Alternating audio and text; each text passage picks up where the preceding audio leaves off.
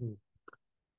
So पहिल्या session मध्ये आपण बघितलं की काय सुखाचा शोध घेताना आपल्याला लक्षात आलं की आपण सुख शोधतोय, पण दुःख आपल्याला जास्त मिळते. आणि जेवढा डेस्परेटली सुखाचा शोध घेऊ, तेवढंच सुख असं सावलीसारखं लांब लांब पडताना दिसतं. की आपल्याला असं वाटतं की आता थोडा अभ्यास केला की सुखी होऊ, आता थोडासा नोकरी मिळाली की सुखी होऊ, आता थोडंसं लग्न झालं की सुखी होऊ, आता खूप पैसे मिळाले की सुखी होऊ. पण ते सुख दोन पावलं पुढे असतं आपल्या. आणि आपल्याला असं वाटत होतं की आपलंच काहीतरी चुकतंय, आणखी चांगला प्रयत्न केला तर होऊन जाईल ना. पण नंतर लक्षात आलं की तसं नाही आहे. सॉरी. तसं डिझाईन करण्यात आलेलं आहे. It's by design. की तुम्हाला असं वाटतं की हे झाल्यावरती सुखी होईल, आणि सुख दोन पावलं पुढे असतं. तर मग आपण म्हटलं ठीक आहे, दुसरे काही मार्ग आहेत का सुखी होण्याचे.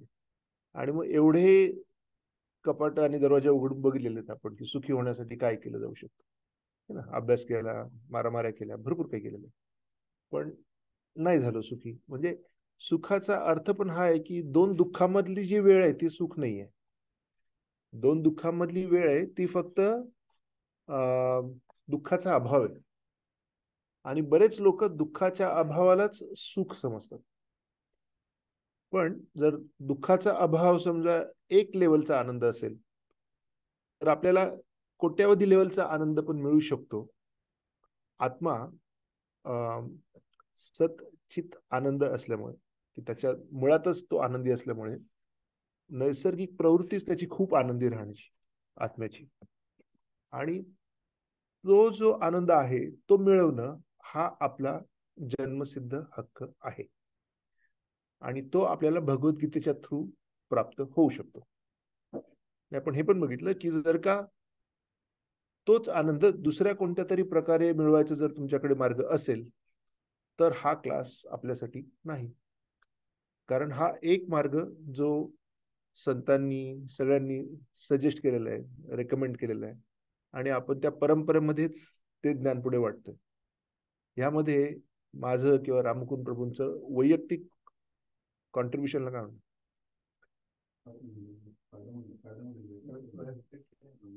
कॉन्ट्रीब्युशन, योगदान. योगदान. थँक्यू ब्रह्मा प्रभू. सो आमचं वैयक्तिक योगदान त्यात काही नाहीये. आम्ही जे आहे तेच परत सांगतोय. आणि ही परंपरा अशा प्रकारे फॉलो केल्यामुळे आणखी 1000 वर्षानंतर देखील इथे कोणी क्लास देत असेल तर ते तेच सांगणार आहेत जे परंपरेमध्ये ऐकलेलं आहे. सच घटे या बढ़े सच न रहे, झूठ की कोई इम्तहान नहीं. राईट. सत्य थोडं जरी आपण हलवलं तर ते सत्य राहत नाही, पण असत्यासाठी काही व्याख्या नाहीये. त्यामुळे जे परंपरेत ऐकलेलं आहे तेच समजून पुढे सांगणं, ते पण संत परंपरेमध्ये, हे आपलं काम आहे. आता आपण जर एक कापसाचा बोळा घेतला आणि तर त्याची एक छान छोटी गोळी पण करू शकतो, राईट. आणि तोच फुलवला तर भरपूर मोठा होऊ शकतो. पण कापूस तोच राहतो, कापसामध्ये फरक नाहीये. त्यामुळे कधी कधी आम्ही एकाच टॉपिकवर 10 तासाचा क्लास देऊ शकतो आणि कधी 10 मिनिटात पण सांगू शकतो, पण कापूस तोच आहे. फक्त आपण तो पूर्ण डिस्कस केलेला नसेल, पण मुद्दा तोच असणार आहे, राईट. तर आता आपण हे बघितलं की सुखी होण्यासाठी आपण किती प्रयत्न करतोय. मग आपण म्हटलो ठीक आहे, माझी ओळख काय आहे. त्यामध्ये आपल्या लक्षात आलं की हे जे शरीर आहे हे तात्पुरतं आहे, है ना. आणि काहीतरी सेटिंग चुकते भाऊ.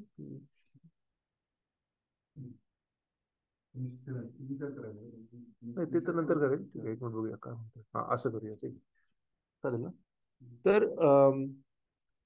आत्मा हा काय प्रकार आहे, तर परेशान आत्मा, है ना, त्रस्त आत्मा, भटकती आत्मा, या सगळ्या आत्म्यांची नावं आपण ऐकलेली असल्यामुळे आपण ऍक्च्युली आत्मा काय ते समजून घ्यायचा प्रयत्न केला भगवद्गीतेच्या मार्फत.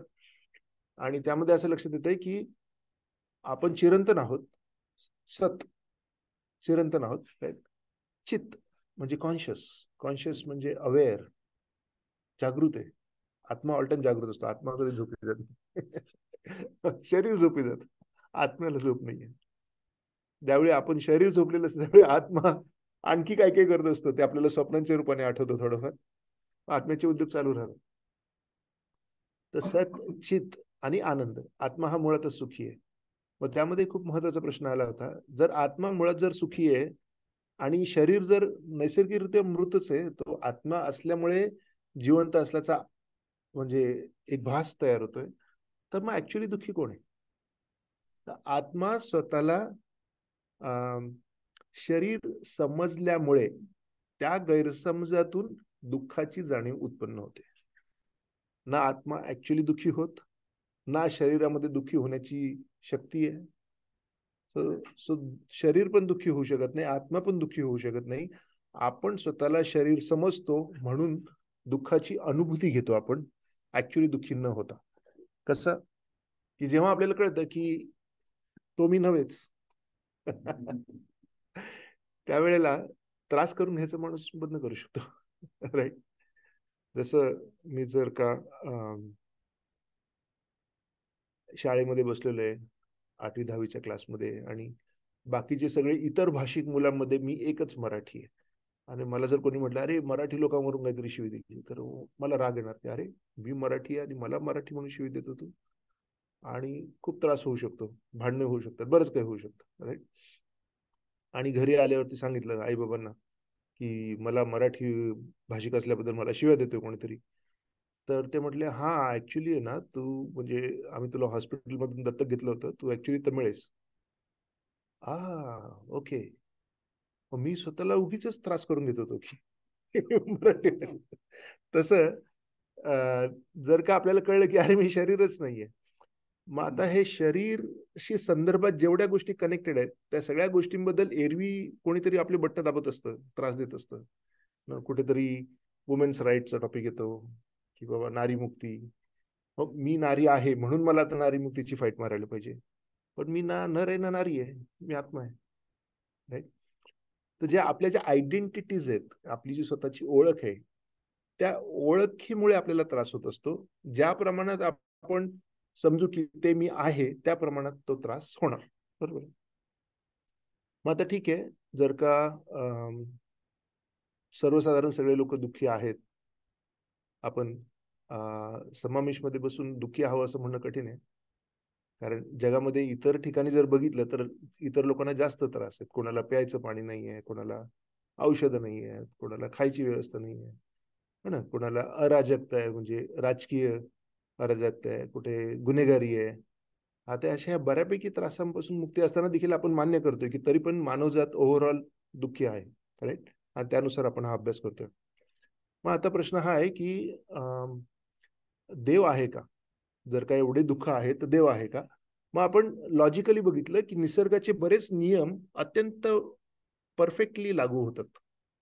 भौतिकशास्त्राचे, रसायनशास्त्राचे, बायोलॉजीचे. राईट. हे नियम जे आहेत ते परफेक्टली काम करतात त्यांचं. असं कधी झालेलं नाहीये की आपण आंब्याचं रोप लावलं आणि फणस आला. असं कधी होत नाही. नियम ते बरोबर फॉलो होतात. राईट. आता जे आपण रॉकेट पाठवतो चंद्रावर, तर ते नियम लागू होतात म्हणून ते पाठवणं शक्य आहे. जर का ते नियम कभी हा कभी ना प्रकारात असतील तर कठीण आहे. मग इतके प्रखर नियमित जर नियमांचं पालन चालू असेल तर मग आपल्या आयुष्यामध्ये जे काही पार्ट्स आपल्या कंट्रोलच्या बाहेर आहेत, की आपण कोणत्या फॅमिलीमध्ये जन्माला गेलो, आपण म्हणजे आपलं बुद्धी काय आहे, आपलं सौंदर्य काय आहे, हे सगळं आपल्या कंट्रोलच्या बाहेरची गोष्ट आहे. तर मग ते कोणी ठरवलं? मग त्यानुसार आपण बघू की लॉ ऑफ कर्मा नावाचा काय प्रकार आहे. राईट. सो आपण जर भरपूर जन्म घेतलेले आहेत म्हणजेच आपलं आधीचा काही प्रवास झालेला आहे, सध्या प्रवास चालू आहे आणि त्यानुसार आपला प्रवास चालू आहे. मग आता पुढचा प्रश्न हा आहे की जर का एवढ्या दुःखाची रचना इथे करण्यात आलेली आहे तर मग देव आहे हे जर आपण मान्य करतो तर मग देवाबद्दल आणखी समजून घ्यायला पण पाहिजे.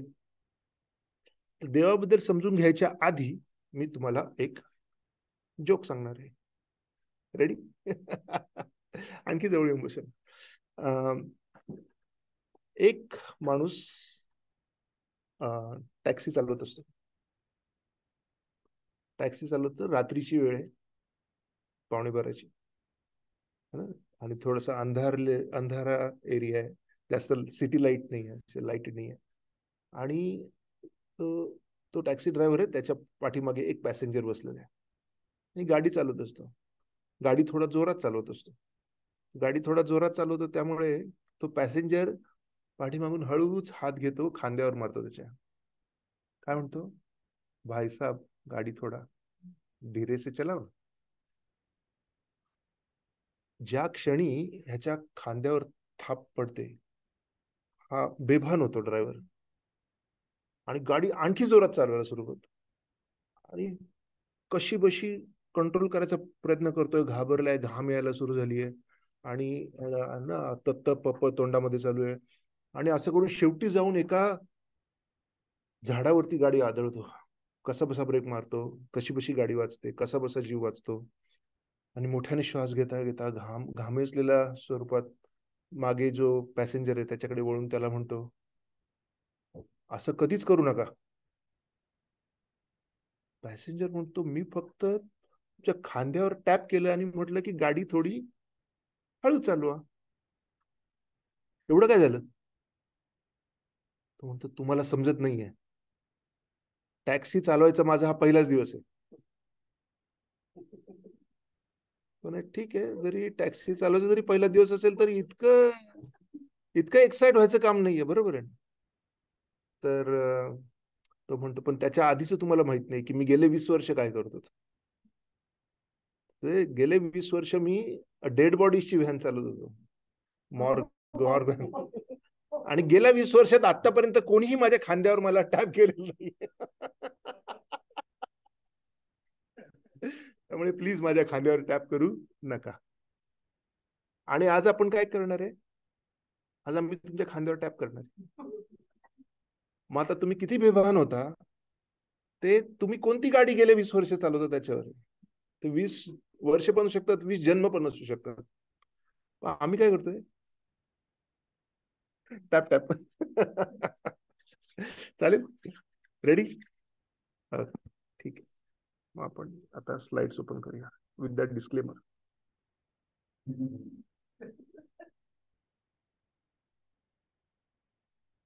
आपण ऑलरेडीच कव्हर केल्यामुळे फास्ट मध्ये जाऊ शकतो. हे शरीराबद्दल आपण बोललेले, राईट. मागचा जो टॉपिक होता,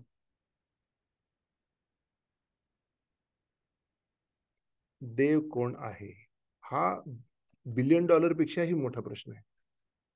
कारण बऱ्याच वेळा, म्हणजे आता 7 बिलियन लोक आहेत आपल्या पृथ्वीवर, 7 अब्ज लोक आहेत. त्यातले जे बहुतांश म्हणतात ना, बहुसंख्य ज्या धर्मांचे लोक पालन करणारे आहेत, त्या धर्मामध्ये देवाचं बोलाल तर डोकं फोडू. देव कसा दिसतो, देव कोण आहे, देवाचं स्वरूप काय आहे, देवाच्या लीला कला काय आहेत, त्याची काही मूर्ती, असं जर ठेवायचा प्रयत्न केला तर लोकांचं रक्त सळसळतं आणि ते हिंसा करायला तयार होतं. मग ठीक आहे, आपण आता हिंदू धर्मामध्ये येऊया. बुद्ध धर्मामध्ये देखील असं सांगण्यात आलेलं आहे की तुम्ही ते दिलेलं मेडिटेशन करत राहा, एक दिवस स्वतःहून अक्कल येईल तुम्हाला. One day you will realise. सांगत नाहीत, बुद्धाने कधीच नाही सांगितलं की देव आहे की नाही, की कोण आहे, की मी आहे की नाही, काहीच नाही. मेडिटेशन करा, राईट.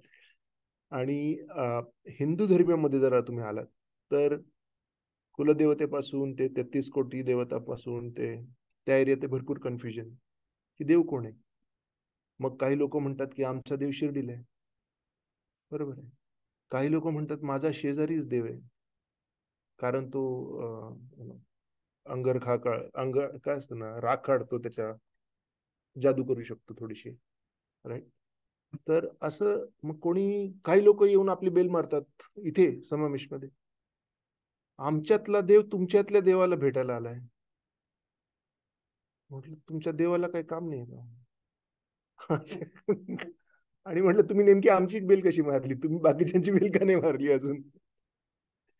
ते गुरुकुल मराठी मंडळातून ऍड्रेसेस काढून आपल्या मंडळींना भेटायला येतात लिटरली. आमच्यातलं देव तुमच्यातल्या देवाला भेटायला आलं, राईट. तर इनडायरेक्टली ते डायरेक्टली सांगायला असतात, पण ते म्हणतात तुम्ही पण देव आहे, मी पण देव आहे. आणि त्याला म्हणतात, आपल्या वैष्णव लँग्वेजमध्ये त्याला मायावाद म्हणतात. मायावाद म्हणजे की ब्रह्म सत्य जगत मिथ्या, बरोबर आहे. सो जेव्हा आपण म्हणतो ब्रह्म सत्य आहे आणि जगत मिथ्या आहे, तर ते एकाच वेळी आपण म्हणतोय ब्रह्म पण आहे आणि जगत पण आहे.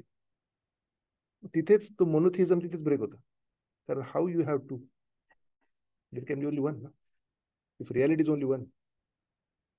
सो वैष्णविझम मध्ये कॉन्सेप्ट काय आहे ते आपण समजून घेणार आहोत, आणि इतर तत्व किंवा दर्शन जे आहेत त्यांच्याशी कसं कनेक्शन आहे ते पण आपण समजून घेणार आहोत.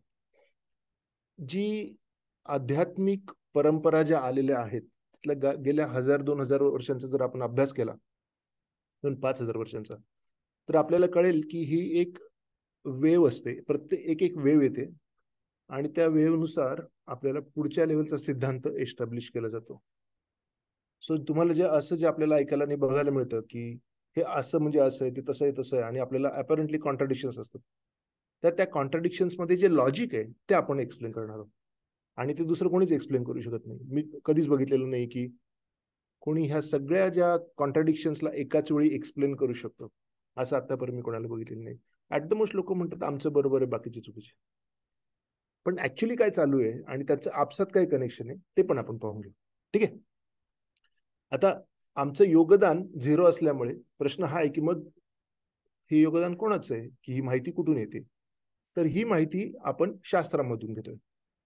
आणि आपले शास्त्र कोणते? भगवद्गीता आणि श्रीमद भागवतम. आणि अजूनही हा आठवडा असल्यामुळे भद्र पौर्णिमेचा, जर कोणाला भागवतमचा एक सेट गिफ्ट म्हणून पाहिजे असेल तर मला सांगा, माझ्याकडे एक आहे. राईट. सो पुढे जाऊया. तर हे आपलं बेसिस आहे की भगवद्गीता आणि श्रीमद भागवतम.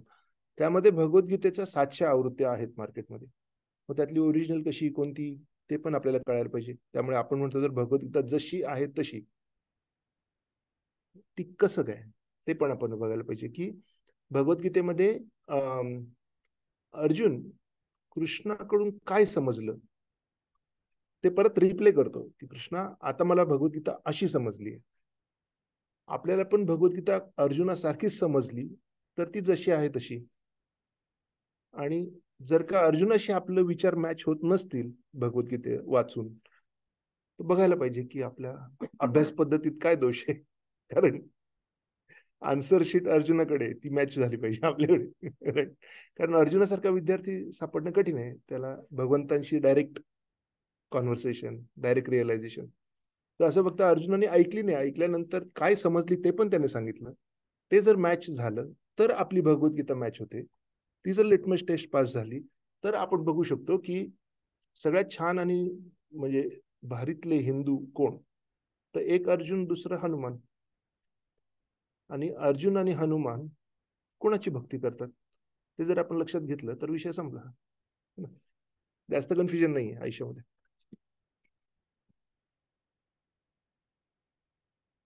तर पहिली गोष्ट, देव आपण ज्याला म्हणतो, देव देव म्हणजे काय ते पण समजून घ्यायला पाहिजे. की सर्वोच्च उपभोक्ता, सर्वोच्च नियंत्रक, सर्वोच्च मालक.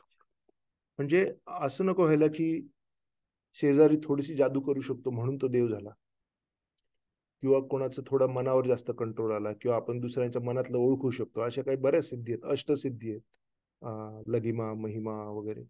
तर त्या सिद्धी प्राप्त झाल्यामुळे कोणी देव होत नाही. जसं डोंबारी प्रॅक्टिस करून करून त्याचे खेळ करतो, तसं ह्याच्या सिद्धी आहे ते तुम्हाला काही गोष्टींची प्रॅक्टिस करून करून मिळू शकतात. एवढं विशेष नाही त्यामध्ये. त्यामुळे कोणी देव होत नाही, ते माणसंच असतात. त्यांनी फक्त काही योगिक सिद्धी प्राप्त केलेल्या असतात. आणि जेव्हा आपण नियंत्रक म्हणतो तेव्हा सर्वोच्च नियंत्रक, सर्वोच्च नियंत्रक म्हणजे त्याच्या पलीकडे कोणी नाही. म्हणजे सर्व कारण कारणम असं म्हणू शकत नाही की देवाकडे पण आणखी काहीतरी एक्सक्यूज आहे का तो कोणावरती तरी हे करू शकतो. राईट. जसं इतर धर्मामध्ये असं म्हणतात की एक देव आहे आणि एक सैतान आहे, आणि मग सैतानाने असं असं केलं म्हणून असं असं झालं. म्हणजे जसं काय सैतान हा देवाच्या कंट्रोलच्या बाहेर असल्यासारखं वाटतं. पण ऍक्च्युली तसं नाहीये. देवाच्या कंट्रोलमध्ये सगळं काय आहे, आणि देव कधीच आउट ऑफ कंट्रोल नसतो, म्हणून तो देव आहे. जर का तो काही काळासाठी जर आउट ऑफ कंट्रोल असेल तर तो देव नाही. राईट. सर्वोच्च मालक, आपण म्हणतो ही जमीन माझी आहे, मग राज्य सरकार म्हणतं ही जमीन माझी आहे, मग सेंट्रल गव्हर्नमेंट म्हणतं, फेडरल गव्हर्नमेंट म्हणतं नाही नाही ही जमीन ऍक्च्युली माझी आहे. आणि मग जेव्हा ते देशावरती आक्रमण होतं, दुसरं कोणीतरी आक्रमण करतं, ते म्हणतात ती जमीन माझी आहे. आणखी 100 वर्षानंतर बघितलं तर जे सगळे म्हटले मी मालक आहे मी मालक आहे, ते सगळे गतप्राण झालेले असतात. जमीन तिथेच असते. राईट. तर मग मालक म्हणजे सर्वोच्च मालक, ज्याची कायमची मालकी आहे, तात्पुरती नाही. राईट. आणि उपभोक्ता, एखादं 5 स्टार हॉटेल असेल, मालकाकडे प्रॉफिट येते. राईट. JRD टाटांकडे टाटा कंपनीचं प्रॉफिट जाते, पण त्यांना जाऊन प्रत्येक दुकानात जाऊन बघायची गरज नाहीये काय चाललंय. राईट. तो सर्वोच्च उपभोक्ता जो आहे तो देव. बरेचसे ह्या जगातले जे तात्पुरते देव आहेत ते गळून पडतात ह्या काळात ह्याच्यामध्ये. ही डेफिनेशन लावल्यानंतर की सगळ्या गोष्टींचा नियंत्रक, सगळ्या गोष्टींचा मालक. राईट. एक मुंबईमध्ये एक मोठा बिझनेसमॅन होता, ज्याचा गुरु त्याला सांगायचा की अरे मी देव आहे म्हणून. आणि तो बिझनेसमॅन जो आहे तो श्रीला प्रभुपादांना भेटला, जे इस्कॉनचे संस्थापक आचार्य 70 एक वर्षापूर्वी. तर प्रभुपाद म्हटले ठीक आहे, कृष्णाने गोवर्धन छोट्या करंगळीवरती 7 दिवस उचलला होता, तुझ्या गुरुला सांग की फक्त टेबल उचल 7 दिवस आणि उभा राहा, मग आपण मान्य करू तो देव म्हणून. आता अर्धा तास होल्ड केलं तर समजू शकतो. 1 दिवस इज टू मच, 7 दिवस इज इम्पॉसिबल. तो बिझनेसमॅनला लगेच क्लॅरिटी आली, माझा गुरु देव स्वतःला देव म्हणतोय, देव नाहीये, कारण देवासारखं काही करू शकत नाही जे करायला पाहिजे. तर जे मानव निर्मित जे सरकार असतं त्यामध्ये काही मंत्रालय असतात, डिफेन्स आहे, फायनान्स आहे, सगळे डिपार्टमेंट्स तयार करतो. देवाचं जे सरकार आहे त्यामध्ये देखील प्रकार असतात. हे बघा, देवाच्या नियमामध्ये गृह खाते म्हणजे काय, होम मिनिस्ट्री, की सुव्यवस्था राखण्यासाठी तिथे कर्माचे नियम लागू होतात. संरक्षण, जे ओझोनचा थर आहे तो आपल्याला सूर्यापासून रक्षण करतो आपलं. त्यानंतर आपली स्वतःची इम्युनिटी आहे. बऱ्याच वेळा ना सगळ्या प्रकारची काळजी घेऊन आपण आजारी पडतो आणि आपण बघतो की ज्या ह्युमन पॉप्युलेशनला काही ऍक्सेस नाहीये विशेष मेडिकल हेल्थ, ते हेल्दी आहेत ना, कारण त्यांची इम्युनिटी स्ट्रॉंग झालेली असते. आता इथे आपण जर 2 वर्ष राहिलो तर आपलं डायजेस्टिव्ह सिस्टीम स्ट्रॉंग राहत नाही. भारतात गेलो की काहीतरी खाल्लं की आजारी पडतो आपण. मग तिची इम्युनिटी आहे ते देखील संरक्षणाचा एक भाग आहे. आणि जे प्राणी आहेत ते नख, कवच किंवा स्वतःचा रंग बदली करू शकणं, लपू शकणं, हे सगळे संरक्षणाचे प्रकार आहेत. वित्त खातं, देवाचं वित्त खातं काय आहे की जे खाणीमधून जे सुवर्ण, चांदी, मोती समुद्रातून हे सगळे जे छान छान गोष्टी निघतात ते देवाचं अर्थ खातं. राईट. ऊर्जा, ओरिजिनल ऊर्जा सगळी देवाच्याच खात्यामधून येते, बरोबर आहे. सूर्य, चंद्र, वायू, जल आणि आण्विक. आरोग्य खातं काय आहे, आयुर्वेद आहे, निसर्गोपचार आहे. राईट. शिक्षण काय आहे, वेदांचं आहे किंवा महाभारत, रामायण. एक मध्ये गॅप गेलेला आहे भारतीय एज्युकेशन सिस्टीम मध्ये, असं मला वाटतं की एकेकाळी आपण रामायण महाभारतामधून व्हॅल्यू एज्युकेशन ज्याला म्हणत होतो ना, की एक परंपरा, मूल्य, त्यांचा अभ्यास करत होतो. मग गेल्या 1-1.5 पिढ्यामध्ये सगळं ते गायब झालेले, म्हणजे कोणाला कोणाला वेळ आहे वाचायला. राईट. आणि आज जर तुम्ही अमेरिकेतल्या शाळांमध्ये बघितलं तर व्हॅल्यू एज्युकेशन खूप महत्वाचं आहे. राईट. सो मधला एक असा गॅप गेलेला आहे भारताच्या पिढ्यांमध्ये, ज्यांनी फक्त पोट भरायची कला शिकलेली आहेत, की आम्हाला अकाउंटिंग शिकायचं, मला मॅथमॅटिक्स शिकायचं, पण त्याचा वापर चांगल्या प्रकारे कसा करता येईल, समाजाच्या भल्यासाठी कसं करता येईल, त्यावरती इथे अमेरिकेत तसा भरपूर फोकस असतो की how you are a better person. कॉलेजला अप्लाय करताना एसे लिहावा लागतो, त्या एसे मध्ये स्वतःबद्दल सांगायचं असतं. म्हणजे मूल्यांची जोपासना हा एक महत्वाचा भाग आहे सोसायटीच्या फॉर्मेशन मध्ये, आणि तो गॅप आलेला आहे भारतामध्ये. आणि त्याचा परिणाम असा आहे की आपण अशा अशा लोकांना मतं दिलेली आहेत की ज्यांची लायकी नाहीये. राईट. तो शिक्षण आलं त्यामध्ये, अंतर्गत पुरवठा, पाऊस, धान्य, फळ. राईट. आता इथे आपण जर समावेशमध्ये फिरायला गेलो तर ब्लॅकबेरीज आपल्याला बाहेर आहे तसेच बघायला मिळतात, खाऊ शकतो. ऍपल्सचे कितीतरी झाडं तुम्हाला दिसतील की ते फळांनी फळं लटकलेले आहेत, कोणी खायला तयार आणि नैसर्गिक पशु पक्षी येत आहेत, खात आहेत, जात आहेत. तर निसर्गामध्ये ती व्यवस्था आहे. आणि निसर्गाचं जे चक्र आहे त्यानुसार सगळे ऑक्सिजन, कार्बन सगळं रिसायकलिंग व्यवस्थितपणे चालू असतं. तसं बघितलं तर पृथ्वी बाहेरून फक्त सूर्यप्रकाश येतोय, बाकीचं सगळं पृथ्वीचं आपसातच रिसायकल होतंय. आणि इट्स अ परफेक्ट फॅक्टरी. अशी परफेक्ट फॅक्टरी जर आपण तयार करायची ठरवली की जिथे सगळं प्रोडक्शन होईल, पण त्या प्रोडक्शन मधून जे बाय प्रॉडक्ट बाहेर पडतील, काही टॉक्सिक, काही कचरा, तो परत रिसायकल होत राहील, दॅट इज व्हेरी डिफिकल्ट. देवाची जी फॅक्टरी आहे पृथ्वी, ती परफेक्ट आहे, ज्यामध्ये सगळं परफेक्टली रिसायकल होत राहतं.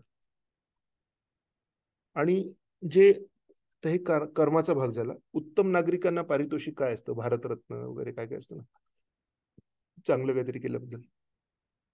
तसं जे आत्मे चांगलं वागतील त्यांच्यासाठी अधिक चांगलं आयुष्य मिळतं कर्माच्या नियमानुसार. तर हे देवाचं सरकार आहे. आपण आपलं सरकार चालवतो, पण आपल्या सरकारमध्ये आपण कट मारू शकतो, म्हणजे वी कॅन चीट, फसवू शकतो. पण देवाच्या सरकारला आपण फसवू शकत नाही, कारण ते परफेक्टली चालतं. मग ह्या अवाढव्य आविष्कारामागे कोण आहे त्याची माहिती जी सांगितलेली आहे. आपण भागवत पुराणामध्ये जाऊया. गुरुजी संस्कृत आवाज ठीक आहे, मला करेक्ट करेक्ट करा. मग तुम्ही वदंती तत्वविद, तुम्हाला पण म्हणायचं की मी म्हणू? वदंती ते म्हणतात, तत् ते तत्विद, ज्ञानी आत्मा, तत्वम परम सत्य, तद जे ज्ञान, ज्ञान अव्ययम, अद्वितीय, ब्राह्मेती ब्रह्मन असे समजले, परमात्मेती परमात्मा असे समजले जाते, भगवान इति भगवान शब्द ते असं संबोधतो. अनुवाद: ज्ञानी दिव्य आत्मा जो परम सत्य जाणतो तो अद्वितीय ब्रह्मन, परमात्मा किंवा भगवान असे संबोधतो. सो देव 3 लेवलला आहे. एक ब्रह्मन. ब्रह्मन म्हणजे एक असा इफल्जन्स किंवा असा प्रकाश जो सगळीकडे आहे. म्हणजे देव त्या ब्रह्मन स्वरूपात सगळीकडे, तेज ज्याला आपण म्हणतो, राईट. त्याच्या पुढची लेवल ही आहे परमात्मा. परमात्मा काय प्रकार आहे तो तुम्हाला मी समजून सांगतो. आणि त्याही पलीकडची गोष्ट आहे भगवान. भगवान म्हणजे देवाचं व्यक्तिगत स्वरूप. तर आता हे 3 लेवल काय आहेत भागवत पुराणानुसार, 1 to 11. Brahman is the sat feature, की सगळीकडे आहे, कुठेही नाही असं नाहीये, ब्रह्मन सगळीकडे आहे, बरोबर आहे. आणि जर का, आणि जे ब्रह्मन इफल्जन्स जे आहे, जर का आत्मा ह्या जगातले त्रास नको असतील, पण देवाच्या व्यक्तिगत स्वरूपामध्ये इंटरेस्ट नसेल, तर तो ब्रह्मन स्वरूपामध्ये विलीन होऊ शकतो. हे ब्रह्मन लेवल रिअलायझेशन म्हणतात, की तो ब्रह्मनच्या लेवलला जाऊ शकला. ओके, चांगली गोष्ट आहे. आणि बरेच ऋषी मुनी आहेत ते त्यावरती ज्ञान देतात की कसं ब्रह्मन प्राप्ती करायची. शंकराचार्य म्हणतात. त्यानंतर परमात्मा हे देवाचं पुढच्या लेवलचं स्वरूप आहे. आपण म्हणतो ना, भगवान तुमच्या हृदयात आहे, भगवान माझ्या हृदयात आहे, भगवान प्रत्येकाच्या हृदयात आहे, देव प्रत्येकाच्या हृदयात आहे. तर तो जो प्रकार आहे, सो जो देव जो प्रत्येकाच्या हृदयात आहे त्याला परमात्मा म्हणतात. आत्मा आणि मग परमात्मा. सो आपल्या हृदयामध्ये दोन्ही आहेत, आत्मा पण आहे आणि परमात्मा पण आहे.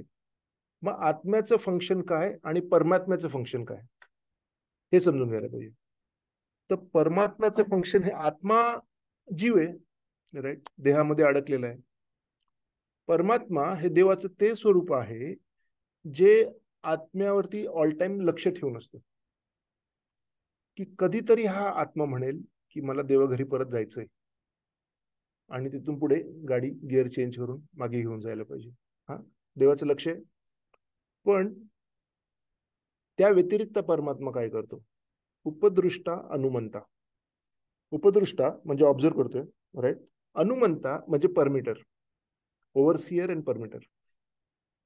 जर आता माझी इच्छा आहे की माझा हात मला उचलायचा आहे, तर त्याच्या मागचं मेकॅनिक्स सांगतो. तुम्ही जर का टेक्नॉलॉजी रोल्सच्या इंटरव्ह्यूला गेला तर ते म्हणाल की ठीक आहे, you go to Amazon.com and hit enter.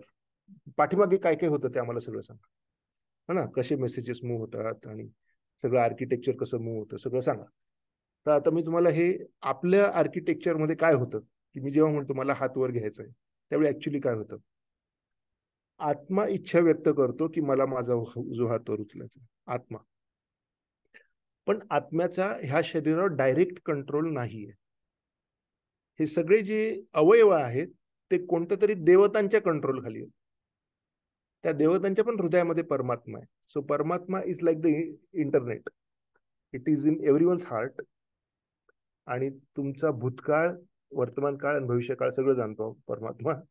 आणि तो एकाच वेळी सगळ्यांच्या मनात काय चाललंय ते सांगू शकतो. सगळ्यांचा भूतकाळ पण माहिती आहे, सगळ्यांचा भविष्यकाळ पण माहिती आहे. आणि तो ऑब्झर्व करतोय की ठीक आहे, गणेशला काहीतरी इच्छा आहे. काय इच्छा आहे? हात वर घ्यायचा आहे. तो हात वर जाण्यासाठी गणेशच्या कर्मा बॅलन्स मध्ये बॅलन्स आहे का ते लगेच चेक होतं. Instant credit check. हो आहे, बॅलन्स आहे. हो बॅलन्स आहे. मग हा हात ज्या देवतांच्या कंट्रोल खाली आहे त्या देवतांच्या हृदयामध्ये इमिजिएटली मेसेज जातो की गणेशला हात उचलायचे, मदत करा. परमात्म्याने फक्त इच्छा व्यक्त केलेली आहे. एक्झिक्युशन जसं गव्हर्नर सांगतो ऑर्डिनन्स, आजपासून सगळ्यांनी मास्क लावा, आणि मग सगळी त्याची संघटना जी आहे ती एक्झिक्यूट करते. तसं देव म्हणतो की आत्म्याने इच्छा व्यक्त केलेली आहे, त्याचा कर्मा बॅलन्स आहे, डिलिव्हर इट, त्याला हातवर घ्यायचा आहे. मग तुम्ही म्हणाल की पण काही लोकांचा हात लॉकडाऊन होतो, राईट? काय काय म्हणतात त्या आजाराला? हा, पॅरालिसिसला मराठीत हा, अर्धांगवायू झाल्यावर काय होतं? हात आहे पण तो कंट्रोल मध्ये नाहीये. मग तेव्हा तो आत्मा म्हणत असतो वर जा. हात म्हणतो नाही. का? बॅलन्स संपला, राईट? तर जर बॅलन्स मध्ये नसेल तुमच्या, तर तुम्ही हात देखील वर घेऊ शकत नाही स्वतःच. आणि हा कंट्रोल परमात्म्याच्या लेवलला असतो. परमात्मा, आपण कुठेही गेलो तरी परमात्मा आपल्या बरोबर आहे या जगामध्ये. आणि जर का कोणताही जीवन आपण घेतलं, वनस्पतींचं घेतलं किंवा प्राण्यांचं जरी घेतलं, तरी पण परमात्मा आपल्या हृदयामध्ये आहे. कारण भगवद्गीतेत सांगितलेलं आहे की परमात्मा सगळ्यांच्या हृदयात आहे, उपद्रष्टा हनुमंता. सो देवाचं पहिलं स्वरूप ब्रह्मन सगळीकडे, राईट? आणि तेज आहे आणि कायमस्वरूपी आहे. आणि नेक्स्ट लेवल काय आहे? परमात्मा चित लेवल, अवेअर. देवाला सगळं माहिती आहे, काय चाललंय काय नाही चाललंय. त्यामुळे आपल्याला जेव्हा असं वाटतं की आता मी एकटा आहे, त्यामुळे मी थोडीशी मस्ती करू शकतो, थोडेसे नियम मोडू शकतो, तेव्हा समजून घ्यायला पाहिजे की आपण एकटे कधीच नाहीये. एक आत्मा आहे, दुसरा परमात्मा आहे, आणि परमात्मा बघतोय काय करतोय काय करतोय काय करतोय. त्यामुळे देवाला घाबरूनच सगळं करायला पाहिजे की देव बघतोय, राईट? आणि मग आपल्याला का माहित नसते एरवी की देव बघतोय म्हणून? कारण आपल्याला थोडी प्रायव्हसी पाहिजे होती पाप एन्जॉय करायला. त्यामुळे देवाने जे अज्ञाने ते आपल्या डोक्यात भरलेलं असतं की कोण नाही, कुछ नाही होता, कर लो, राईट? जस्ट डू इट, नाही की.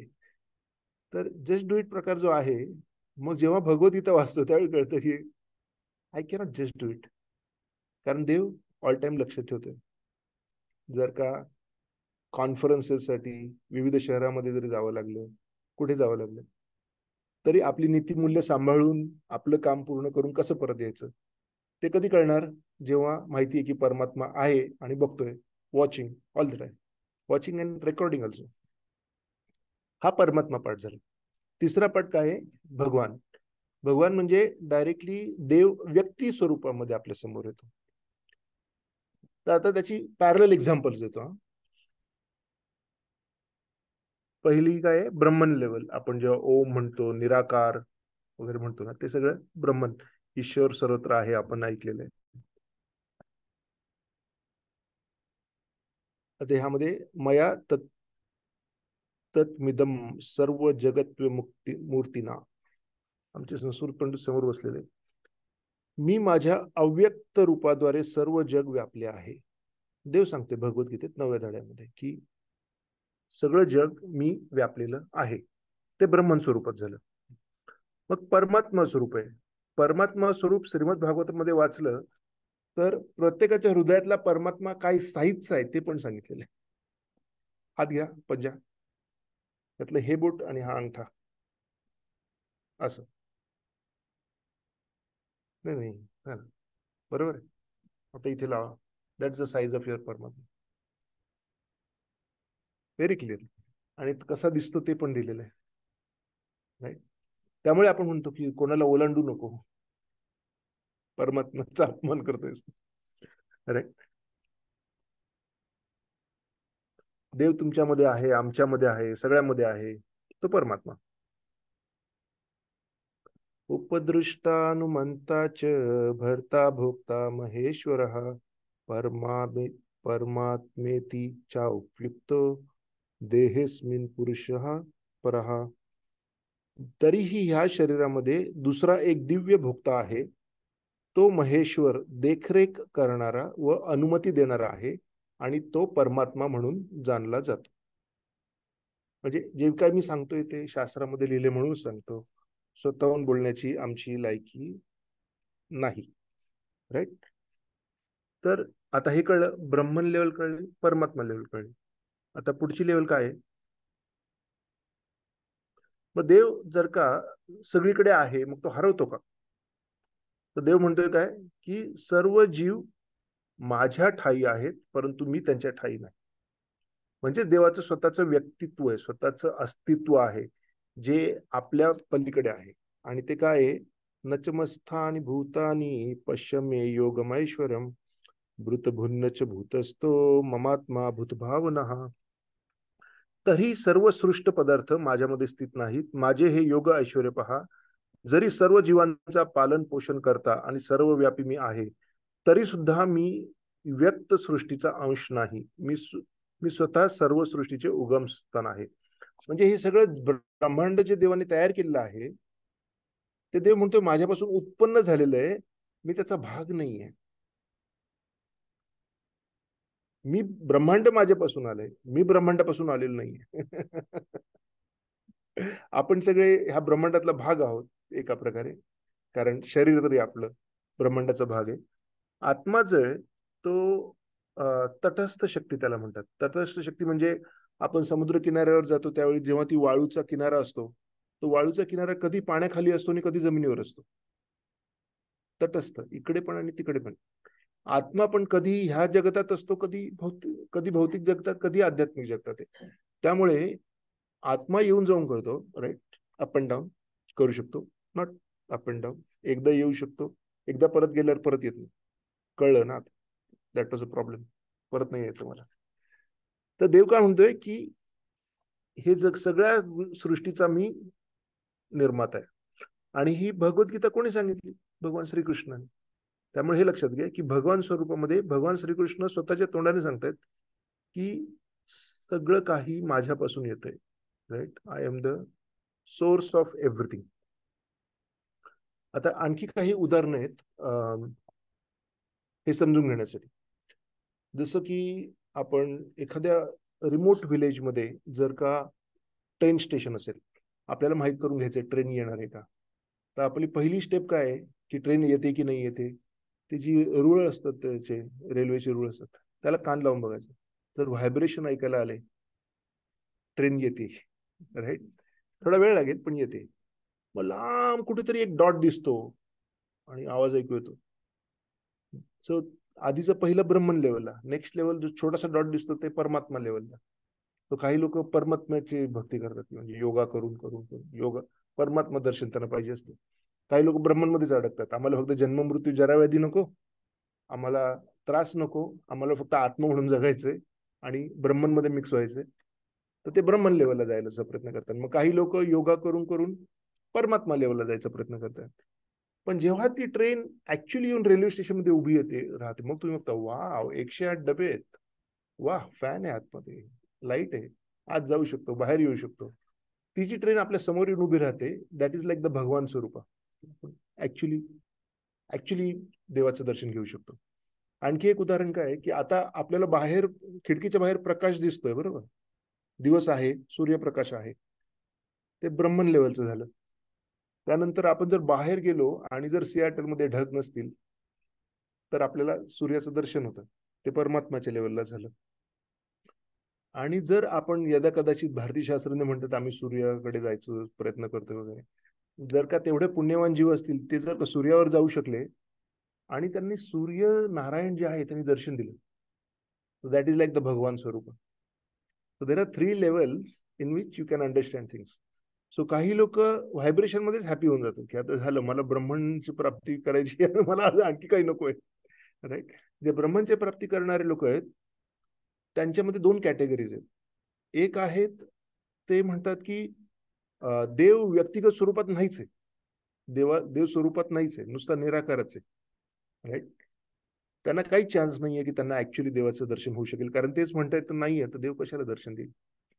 आणि काही लोक म्हणतात मला ब्रह्मांमध्ये म्हणजे ब्रह्मांमध्ये इंटरेस्ट आहे, दॅट इज माय डेस्टिनेशन, पण त्या पलीकडे देव आहे की नाही मला माहित नाही, आणि आय एक्सेप्ट की मला माहित नाही, असू पण शकेल, मला माहित नाही. कारण की ते जास्त प्रामाणिक आहेत की ठीक आहे मला ब्रह्मांडमध्ये जायचंय पण मी देवाचं स्वरूप नाकारत नाहीये. त्यांना संधी आहे की पुढे जाऊन ते म्हणू शकतात की ठीक आहे देवाकडे पण जाऊ शकतो, अरे.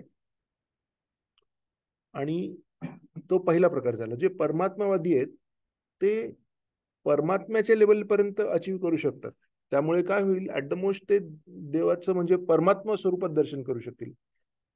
पण जर तुम्ही भगवान स्वरूपाची जर पूजा केली, अर्चना केली आणि देवाशी जर व्यक्तिगत संबंध प्रस्थापित केले तर त्याला आपण भक्ती म्हणतो.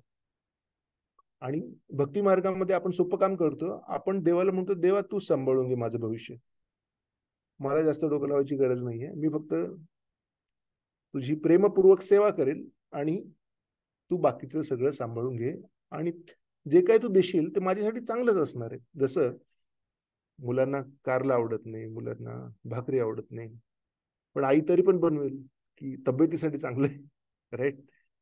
तर मुलं जर म्हटले आईला कळतंय की माझ्या तब्येतीसाठी काय चांगलं आहे म्हणून ती पोषक असा आहार माझ्यासाठी बनवते, मी खायला पाहिजे, तर त्यांचा फायदा होईल.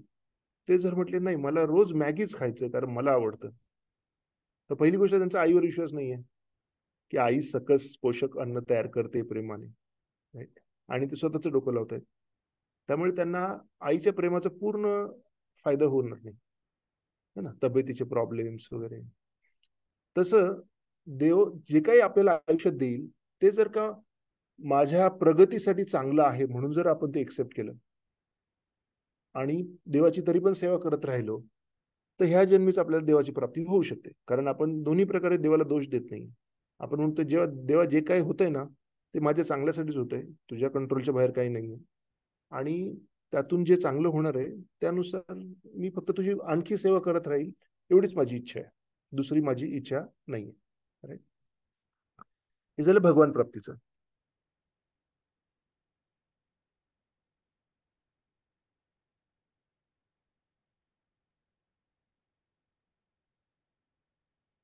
तसं भगवान स्वरूपामध्ये आपण म्हणतो की देव हा सर्व गोष्टींचा निर्माता, नियंत्रक आणि भोगता आहे. आणि जर का तसं नसेल तर तो पूर्ण देव म्हणू शकत नाही, आपण त्याला पूर्ण परमेश्वर म्हणू शकत नाही. सर्व सृष्टीचे उगमस्थान ज्याला कोणीही उगम नाही, तर त्यामध्ये सर्वोच्च निर्माता. आता हे सृष्टीबद्दल आपण थोडं बोलूया की सृष्टी काय प्रकारे, एक आध्यात्मिक जगत आहे, तिथे देवाचे स्वरूप प्रसरण पावता पावता, जसं की देव स्वतः सांगतो, कृष्ण स्वतः सांगतो की सगळं जग माझ्यापासून आलेलं आहे, बरोबर आहे. तर मग ते कोणत्या स्वरूपात आलेले, तर देवाचं प्रसरण पाहून पाहून आणखी काही ज्युनियर लेवलचा एक जे एक्सपान्शन आहे ज्याला आपण म्हणतो की महाविष्णू. महाविष्णू जेव्हा श्वास घेतो आणि श्वास सोडतो, तो जेव्हा श्वास सोडतो त्यावेळेला त्याच्या शरीराच्या प्रत्येक रंध्रामधून एक ब्रह्मांड उत्पन्न होतं. असे अनंत कोटी ब्रह्मांड महाविष्णू जेव्हा श्वास सोडतो त्यावेळेला उत्पन्न होतात आणि जेव्हा तो श्वास आतमध्ये घेतो तेव्हा ते सगळे ब्रह्मांड परत विलीन पावतात. आणि ते जे ब्रह्मांड प्रसरण पावणं आणि विलीन पावणं त्यामधला जो काळ आहे तो काळ काही ट्रिलियन इयर्सचा आहे. म्हणजे it's beyond we can measure. आणि त्या काळामध्ये बरेच सत्ययुगा, कलियुगा, सगळ्या प्रकारची युगाज होऊन जातात. कारण that one brahmanda is the life of the lord Brahma. आणि लॉर्ड ब्रह्मा ज्याचं आयुष्य काही ट्रिलियन इयर्स आहे तो देखील आपल्यासारखा एक जीवच आहे, पण तो पुण्यवान जीव आहे. त्याने पुण्य केलेले भरपूर. आपणही ब्रह्म होऊ शकतो आणि तेवढं आयुष्य जगलो आणि जगून झालेलो आहेत. आपण ब्रह्माच्या स्वरूपात राहिलेलो आहेत, आपण देवतांच्या स्वरूपात राहिलेलो आहेत आणि आपण छोटे हे काडू बेडूक मच्छर ते पण सगळ्या चक्रा मारलेले आहेत आपण. त्यामुळे आता हे इथे किती वेळेस चक्रा मारत राहायचं ते ठरवायला पाहिजे आणि बाहेर कसं निघायचं ते बघायला पाहिजे.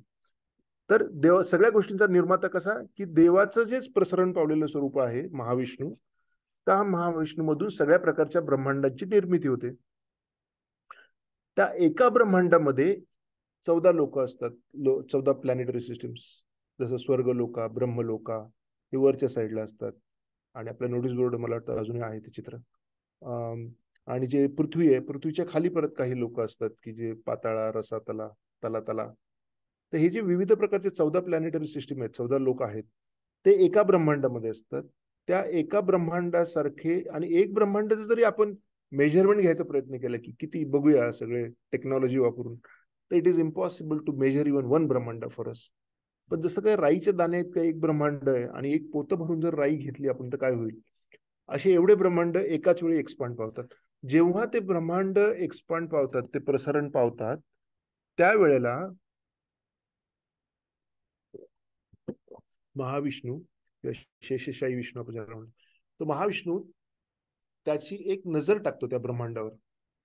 जेव्हा तो नजर टाकतो त्यावेळी महाविष्णूमध्ये सगळे जे आत्मे जे देवाचा विरोध करायला टपलेले असतात, म्हणजे आध्यात्मिक जगतात असतात ते, पण त्यांच्या मनात कुठेतरी अशी इच्छा उत्पन्न झालेली असते की मी देवापासून लांब जाऊन जास्त सुखी होऊ शकतो. कारण इथे सगळे देवाची स्तुती करतायत, देवाचंच भजन कीर्तन चालू आहे, देवाशी सगळेजण प्रेमाने राहतायत. पण मन्नू तेरा तो हुआ मेरा क्या होगा. म्हणजे जेव्हा मीपणा ज्यावेळी वाढतो त्यावेळी देव म्हणतो ठीक आहे. जसं एक लहान बाळ आहे, ते म्हणतं आई तू किचन मध्ये कुकिंग करते, मला पण कुकिंग करायचं. तर बाळा तुझा हात भाजू शकेल, नाही मला कुकिंग करायचं. मग आई काय करते, एक भातुकलीच्या खेळामधला किचन देते, ठीक आहे तू ट्राय कर, इथे तुझी चपाती बनव, तुझं हा तुझा गॅस आहे, हा कुकर आहे, हा प्रेशर कुकर आहे, छोटे छोटे छोटे. तसं आपण आध्यात्मिक जगतात देव होऊ शकत नाही, कारण तिथे देव आहे. मग आपल्याला देवाशी जी कॉम्पिटिशन करायची जी आपली जी इच्छा आहे ती इच्छा पूर्ण करण्यासाठी देव आपल्याला इकडे पाठवतो, म्हणतो इथे ट्राय करा. मग इथे काय होतं, इथे आपल्याला स्वतःचं घर असतं. पहिली गोष्ट आपल्याला विसर पडतो की देव आहे. दुसरी गोष्ट आपल्याला स्वतःचं घर असतं. मग घरामध्ये आपण ठरवतो आता इथे काय लटकवायचं, काय अटकवायचं, कसं दिसवायचं, कसं डेकोरेशन करायचं. मग आपल्या फॅमिलीचा आपल्याला कंट्रोल असतो की माझ्या फॅमिलीने कसं जगायचं, काय करायचं. म्हणजे हे एक छोटस आपलं मिनी ब्रह्मांड तयार होतं आपलं घर. म्हणजे त्यामध्ये आपण स्वतःचा हे असतो, कंट्रोलर असतो. आपण मिनी लेवलला देवाचा रोल प्ले करतो की आपण ते तयार करतो किंवा करून घेतो, विकत घेतो, आपण त्याचं मेंटेनन्स करतो. सो वी आर प्रॅक्टिसिंग और we are trying to become God. आपण देव होण्याचा प्रयत्न करतोय आपल्या आपल्या छोट्याशा भौतिक विश्वामध्ये, राईट.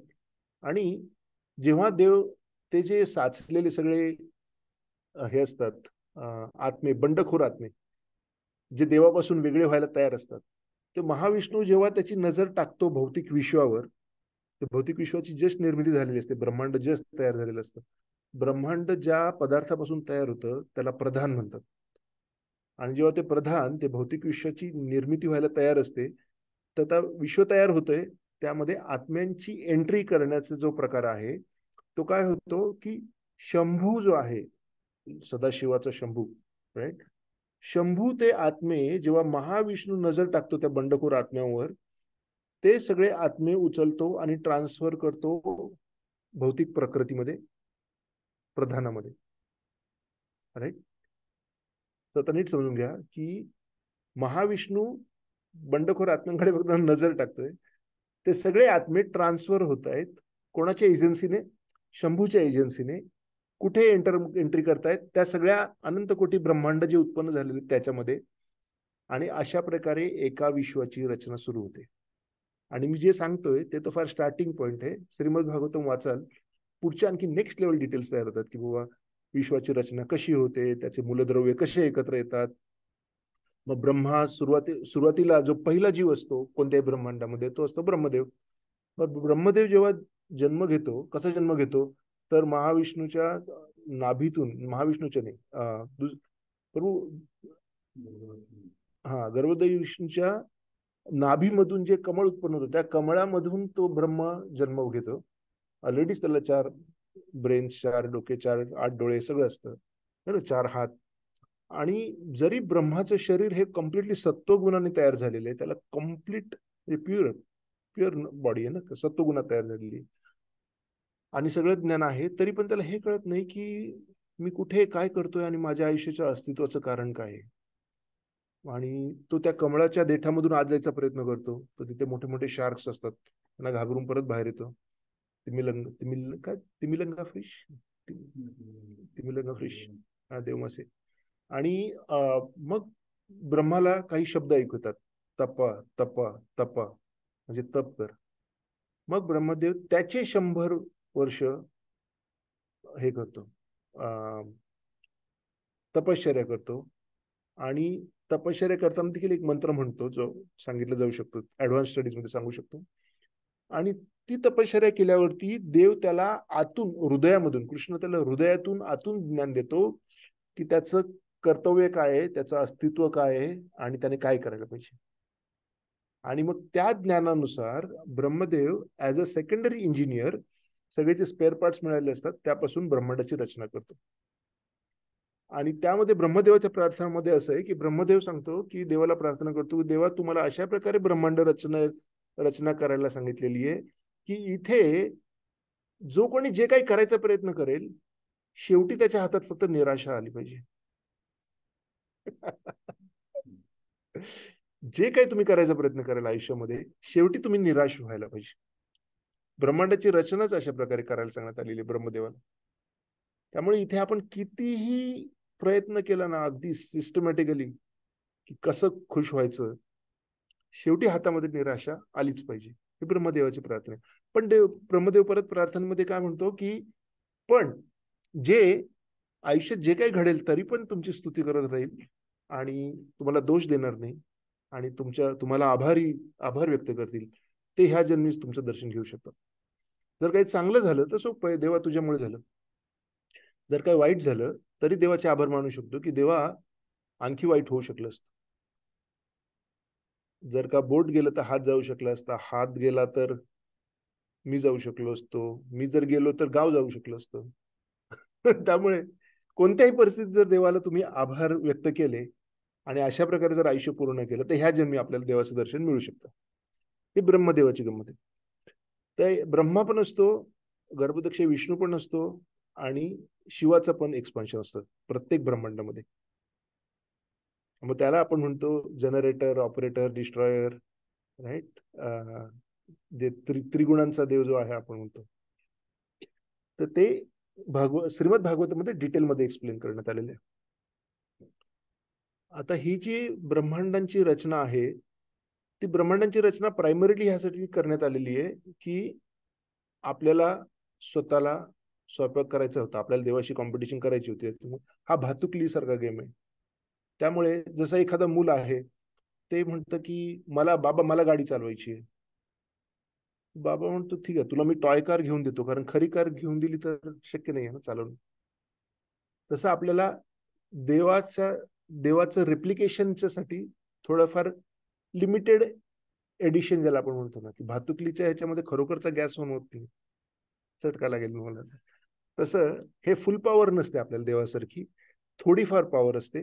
मग त्यामध्ये आता एकच आत्मा आहे आणि तो जर देवाशी कॉम्पिटिशन करत असेल तर तो सगळ्या पृथ्वीची मालकी घेऊ शकतो, बरोबर आहे. पण आपल्यासारखे बरेच आत्मे इथे आले असल्यामुळे इथे खूप कॉम्पिटिशन आहे, भयंकर कॉम्पिटिशन. जन्म घेण्याची जी प्रोसेस आहे तिथूनच कॉम्पिटिशन सुरू होते. की असं नाही की एक शुक्राणू निघतो आणि तो त्यापासून एक बाळ तयार होतं, असं नाहीये. काही कोटी शुक्राणू निघतात आणि त्यातला जो सगळ्यात सळसळणारा जो शुक्राणू असेल त्याच्यापासून बाळ तयार होतं. म्हणजे competition is basic part of it. मग ती जी प्रोसेस आहे ती जर तुम्ही लक्षात घेतली आणि ब्रह्मांडाची रचना कशी लक्षात आली, तर मग तुमच्या लक्षात येतं की जी प्रकृती आहे, प्रकृती ती पार्वती माता, आणि जे शुक्राणू जे आत्मे ट्रान्सफर होत आहेत भौतिक जगतामध्ये आध्यात्मिक जगतामधून महाविष्णूकडून, ते शंभू आहे. मग आता तुमच्या लक्षात येईल की आपल्याकडे जे शिवलिंग जो प्रकार आहे त्यामध्ये काय प्रकार आहे की basically it's a representation of manifestation of this brahmand. So जे बायोलॉजिकल लेवलला जे होतं ते स्पिरिच्युअल लेवलला देखील होतं. That is the connection, right. So कदाचित मी खूप हेवी टॉपिक सांगतो तुम्हाला, handle it over a period of time, digest होतील. संपूर्ण जग माझ्या अधीन आहे. देव फक्त निर्माता नाहीये तर पूर्ण त्याच्या कंट्रोलमध्ये पण आहे सगळं. भगवद्गीता 9.8. एक मिनिट, माझा टूलबार मला अडवते. माझ्या इच्छेनेच ती पुन्हा पुन्हा व्यक्त होते आणि माझ्या इच्छेने शेवटीचा प्रलय होतो. जेव्हा महाविष्णू भगवद्गीता 9.8, जेव्हा महाविष्णू दरवेळी श्वास आतमध्ये घेतो त्यावेळी ते सगळे ब्रह्मांड कोलॅप्स होते. ऑल ब्रह्मांडाच कोलॅप्स, म्हणजे संपूर्ण नाश. आणि ते सगळे परत देवाच्या शरीरामध्ये परत जातं. आणि जे आत्मे असतात बंडखोर आत्मे ते पण एका फ्रोझन कंडिशन मध्ये परत महाविष्णू मध्ये जाऊन पडतात. Now they are waiting for him to breathe again. परत देव श्वास सोडणार त्यावेळेला ते परत बाहेर येणार, परत त्यांचा उद्योग करणार, परत जाणार. आणि एका श्वासाच्या मधलं अंतर जर का ट्रिलियन्स ऑफ इयर्स आहे आणि देव परत परत कंटिन्युअसली श्वास घेतोच आहे, तर किती वेळा आपण आलो, किती वेळा गेलो, किती ब्रह्मांडामध्ये गेलो, किती फिरलो, किती प्रकारचे आयुष्य घेतले. आपण जर का आपले सगळे आई वडील आठवले मागचे आणि त्या सगळ्यांचे हाडकं गोळा केले तर हिमालयापेक्षा मोठा डोंगर तयार होईल. असं प्रत्येक आपण दरवेळेला म्हणतो अरे माझा हो, माझा तो, माझा भाऊ, माझी बहीण, माझी मुलं. पण हे नातेवाईक आपल्याला किती वेळा होऊन गेलेले आहेत त्याचा जर विचार केला तर it is unlimited number of times. त्यामुळे ते म्हणतात की मग ठीक आहे ना, आता इथून निघायचं बघा.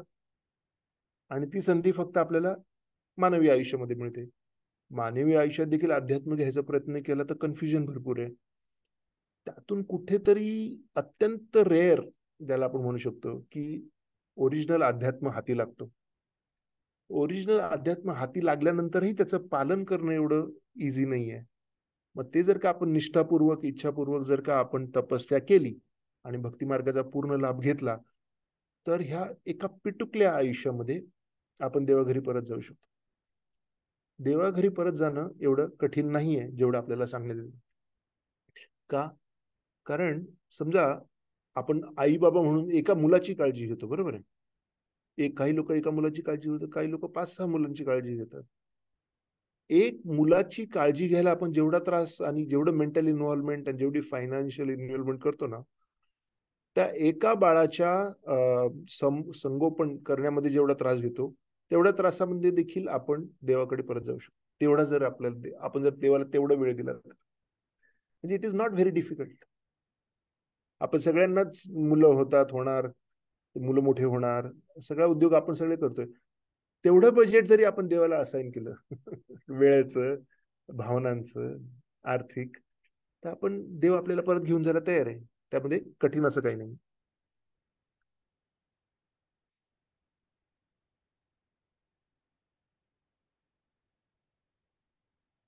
सर्व गोष्टींचा नियंत्रक. आपण काय करतोय, आपण जेव्हा डेफिनेशन दिली की देव म्हणजे सर्व गोष्टींचा मालक आहे, सर्व गोष्टींचा निर्माता आहे, तर कोणते कोणते श्लोक आहेत जे त्याच्याशी रिलेट करतात ते आपण दाखवतोय. म्हणजे आपण काय करतोय की रेफरन्शियल इंटिग्रिटी दाखवतोय की yes, as per Bhagavad Gita, as per Shrimad Bhagavatam, Krishna Vishnu देव आहे. कारण ह्या ह्या श्लोकामध्ये तो सर्वोच्च निर्माता, सर्वोच्च नियंत्रक असल्याचं दाखवून देण्यात आलेलं आहे. तर मयाध्यक्षेन प्रकृती सुयते स चराचरम हेतू नानेन कौंतेया जगत विपरिवर्तते. म्हणजे काय? हे कौंतेया म्हणजे अर्जुन, माझ्या अनेक शक्तींपैकी एक असणारी ही भौतिक प्रकृती माझ्या अध्यक्षतेखाली कार्य करत आहे. ती सर्व चराचर प्राण्यांची निर्मिती करते. म्हणजे महाविष्णू ही माझी फक्त एक शक्ती आहे ज्यापासून सगळं उत्पन्न होतं.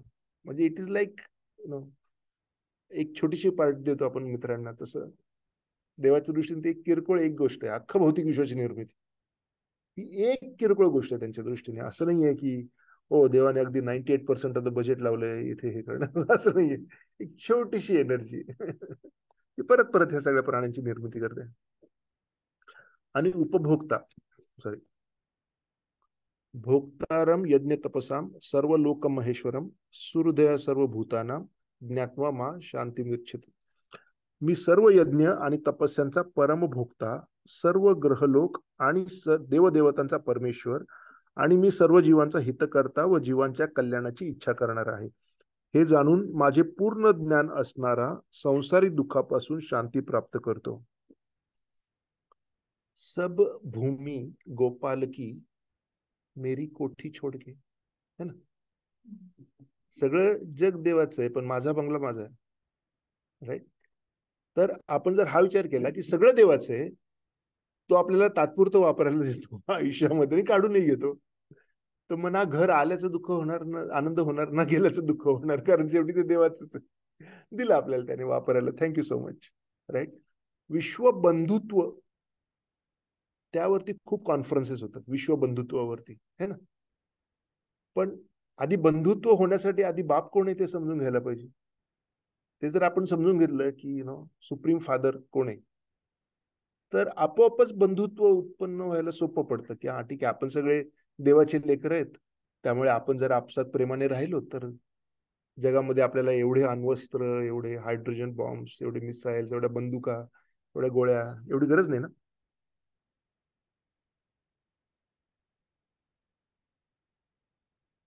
सर्व यज्ञांचा मीच केवळ भोक्ता आणि स्वामी आहे. म्हणूनच जे माझे दिव्य स्वरूप तत्वतः जाणून घेतात,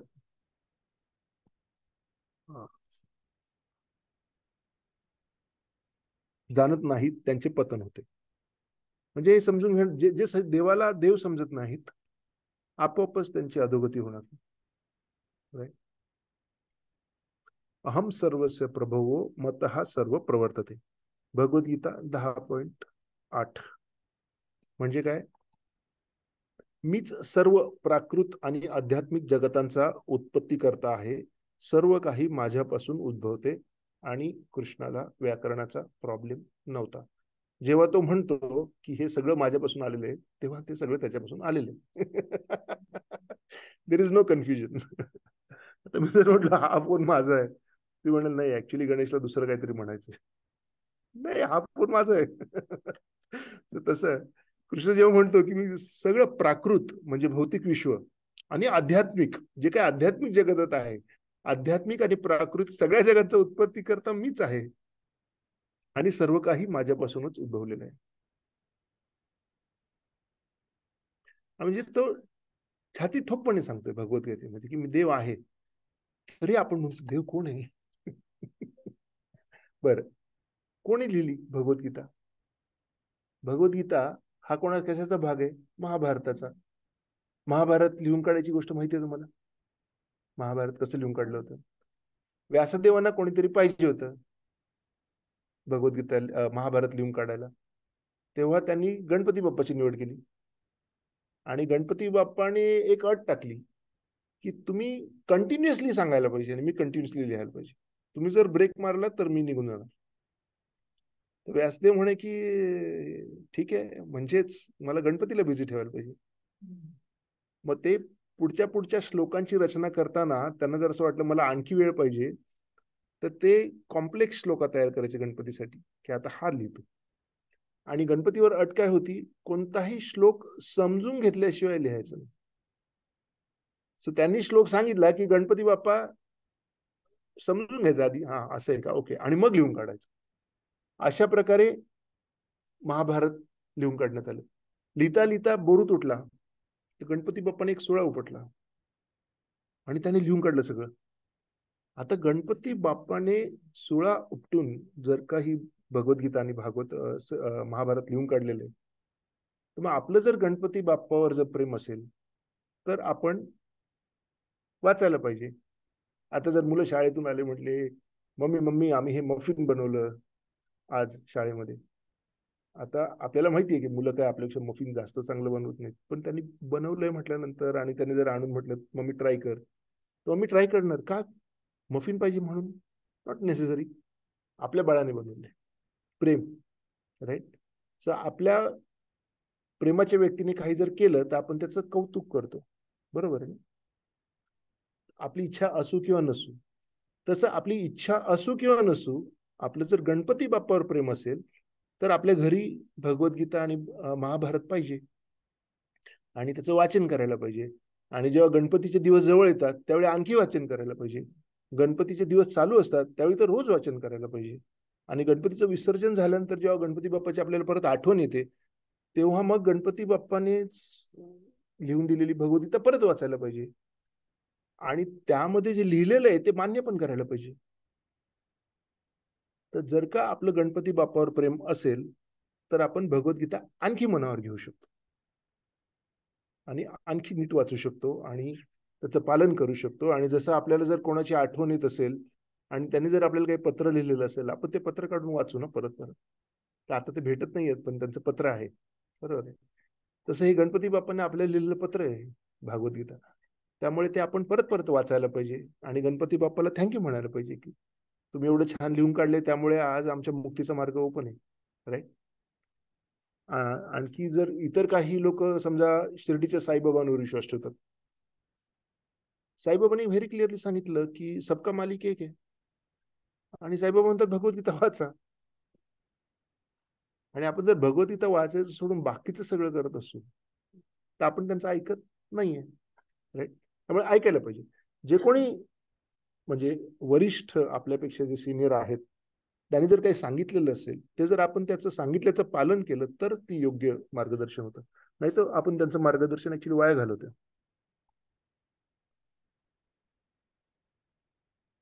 आता चैतन्य महाप्रभू जे 500 वर्षापूर्वी महान संत आणि देवाचा अवतार पण आहे, ते दक्षिण भारतामध्ये गेले होते. तिथे अनंत पद्मनाभ मंदिरामध्ये त्यांना काही ओरिजिनल साहित्य मिळालं, वेदिक, राईट. ब्रह्मसंहिता मधला 5वा धडा मिळाला त्यांना, जो ब्रह्माच्या प्रार्थना देवाला केलेल्या.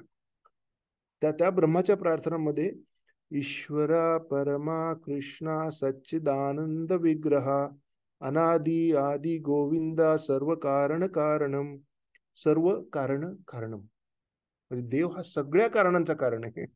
आपलं काय हे झालं म्हणून ते झालं, ते झालं म्हणून ते झालं, कोविड आला म्हणून वर्क फ्रॉम होम झालं, कोविड संपला म्हणून वर्क फ्रॉम होम गेलं, ह्या जगातल्या गोष्टी मोजतो आपण. सगळ्या गोष्टींच्या कारणाच्या मागचा कारण जो आहे तो कोण आहे? कृष्ण आहे, असं ब्रह्मसंहितेमध्ये सांगून ठेवण्यात आलेलं आहे. कृष्ण ज्याला गोविंदा असेही संबोधले जाते हा परमेश्वर आहे. त्याचे शरीर हे नेहमी शुद्ध आनंदी आहे. तो मूळ उगम आहे ज्याला दुसरे कोणतेही उत्पत्ती स्थान नाही आणि तो सर्व गोष्टींचे मुख्य कारण आहे. ब्रह्मसंहिता. आणि तुम्ही म्हणाल पण एवढं सगळं तुम्ही सांगते पण ह्याच्या आधी कधी एवढं ऐकलं नव्हतं. थोडा ज्यादा हो गया. काही स्पेलिंग मिस्टेक तर नाही आहे ना, काही व्याकरण काही समजून घ्यायचा प्रॉब्लेम, राईट.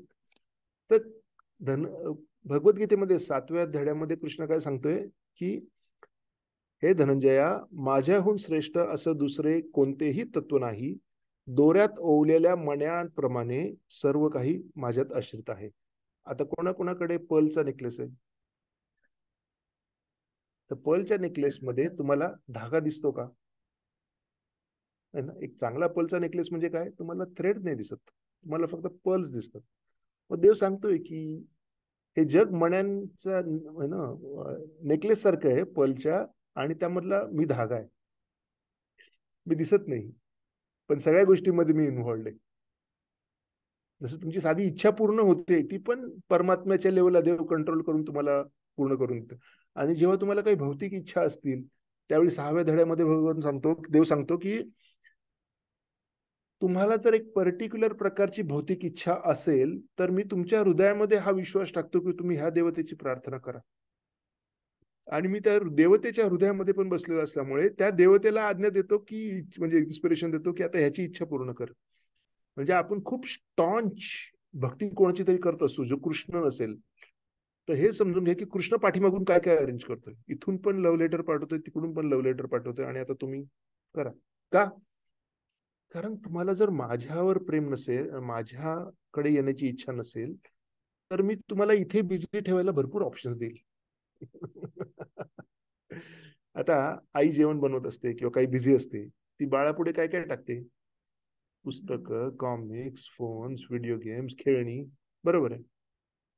आणि जर बाळ बिझी झालं तर आई म्हणते ठीक आहे ना, खेळतोय ना, माझे कामं करून घेते. बरोबर आहे. मग बाळ म्हणतं आई आई, बाळ आई आधी इग्नोर करते, ठीक आहे ना, करेल आणि परत खेळायला लागेल. राईट. थोडं परत खेळायला लागतं, आई इग्नोर करते. आणि जेव्हा कोणतंही खेळणं दिलं तरी पण ते फेकून देऊन, तोडून टाकून, जेव्हा ते बाळ भोकाड पसरतं, आई आईच पाहिजे, आईच पाहिजे, आई आई आई. मग आई काय करते? सगळं सोडून देऊन बाळाला उचलून घेते. देवाचं पण तसं आहे.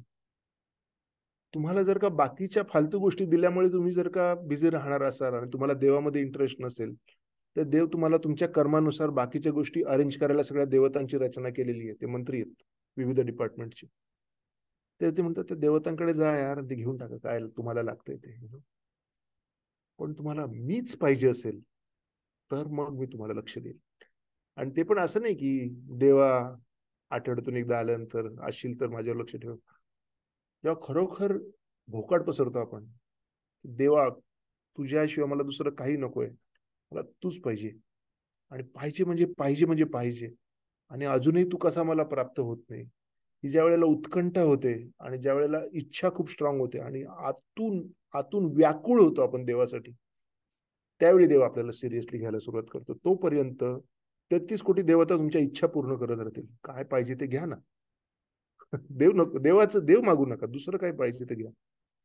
आणि जेव्हा म्हणेल की नाही मला देवच पाहिजे, तेव्हा मग देव मनावर घ्यायला लागतो की हा ठीक आहे, अब बात है. सो जसं आई आणि बाळाप्रमाणे देवाचं पण तसं आहे. म्हणून आपण काय म्हणतो, विठू माऊली तू माऊली जगाची. कारण माऊली तेव्हाच लक्ष देते बाळ खरोखर रडत व्याकुळ होऊन.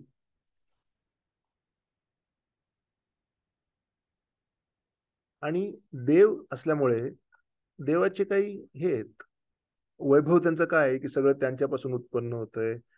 निर्माता, मालक, सगळं सगळं ज्ञान त्यांच्याकडून येतोय. पण देव असं म्हणजे प्रेमळ व्यक्ती आहे. आपण जे काही धर्मांमध्ये असं सांगतात की हो तुम्ही जर का आमच्या प्रकारे अध्यात्म नाही केला तर कायमस्वरूपी नरकामध्ये जाऊन पडाल, हे प्रेमळ देवाचं लक्षण नाहीये. आपला देव काय म्हणतोय? माझ्यात इंटरेस्ट नाहीये ना, मी तुमची पूर्ण व्यवस्था करतो. खा प्या मजा करा, इथेच राहा, प्रॉब्लेम नाहीये. When you will miss me let me know. Right. पण काही धर्म असे सांगतात की जर का तुम्ही देवामध्ये इंटरेस्ट नाही घेतला तर तुम्ही कायमचे नरकामध्ये जाल. तसं नाहीये. तुम्ही स्वतःच्या कर्मांच्या जीवावर जगता. मग तुमचे कर्म जर चांगले असतील, तुम्ही जर इतर लोकांना चांगलं वागवलं, असं विचार करा की आता आई बाबा एक आठवड्यासाठी बाहेर चाललेत आणि त्यांना 5 मुलं आहेत. आणि मग ते 5 मुलं त्यांनी घरामध्ये किचन सगळं फुल केलेलं आहे, सगळे खायचे पदार्थ आहेत सगळे. आणि त्यांनी जाताना सांगितलं चांगले वागा एकमेकाशी. राईट. एक आठवड्याने आले, आता बघतायत की एकाचा हात तुटलाय, एकाचा डोळा तुटलाय आणि एक लंगडतोय.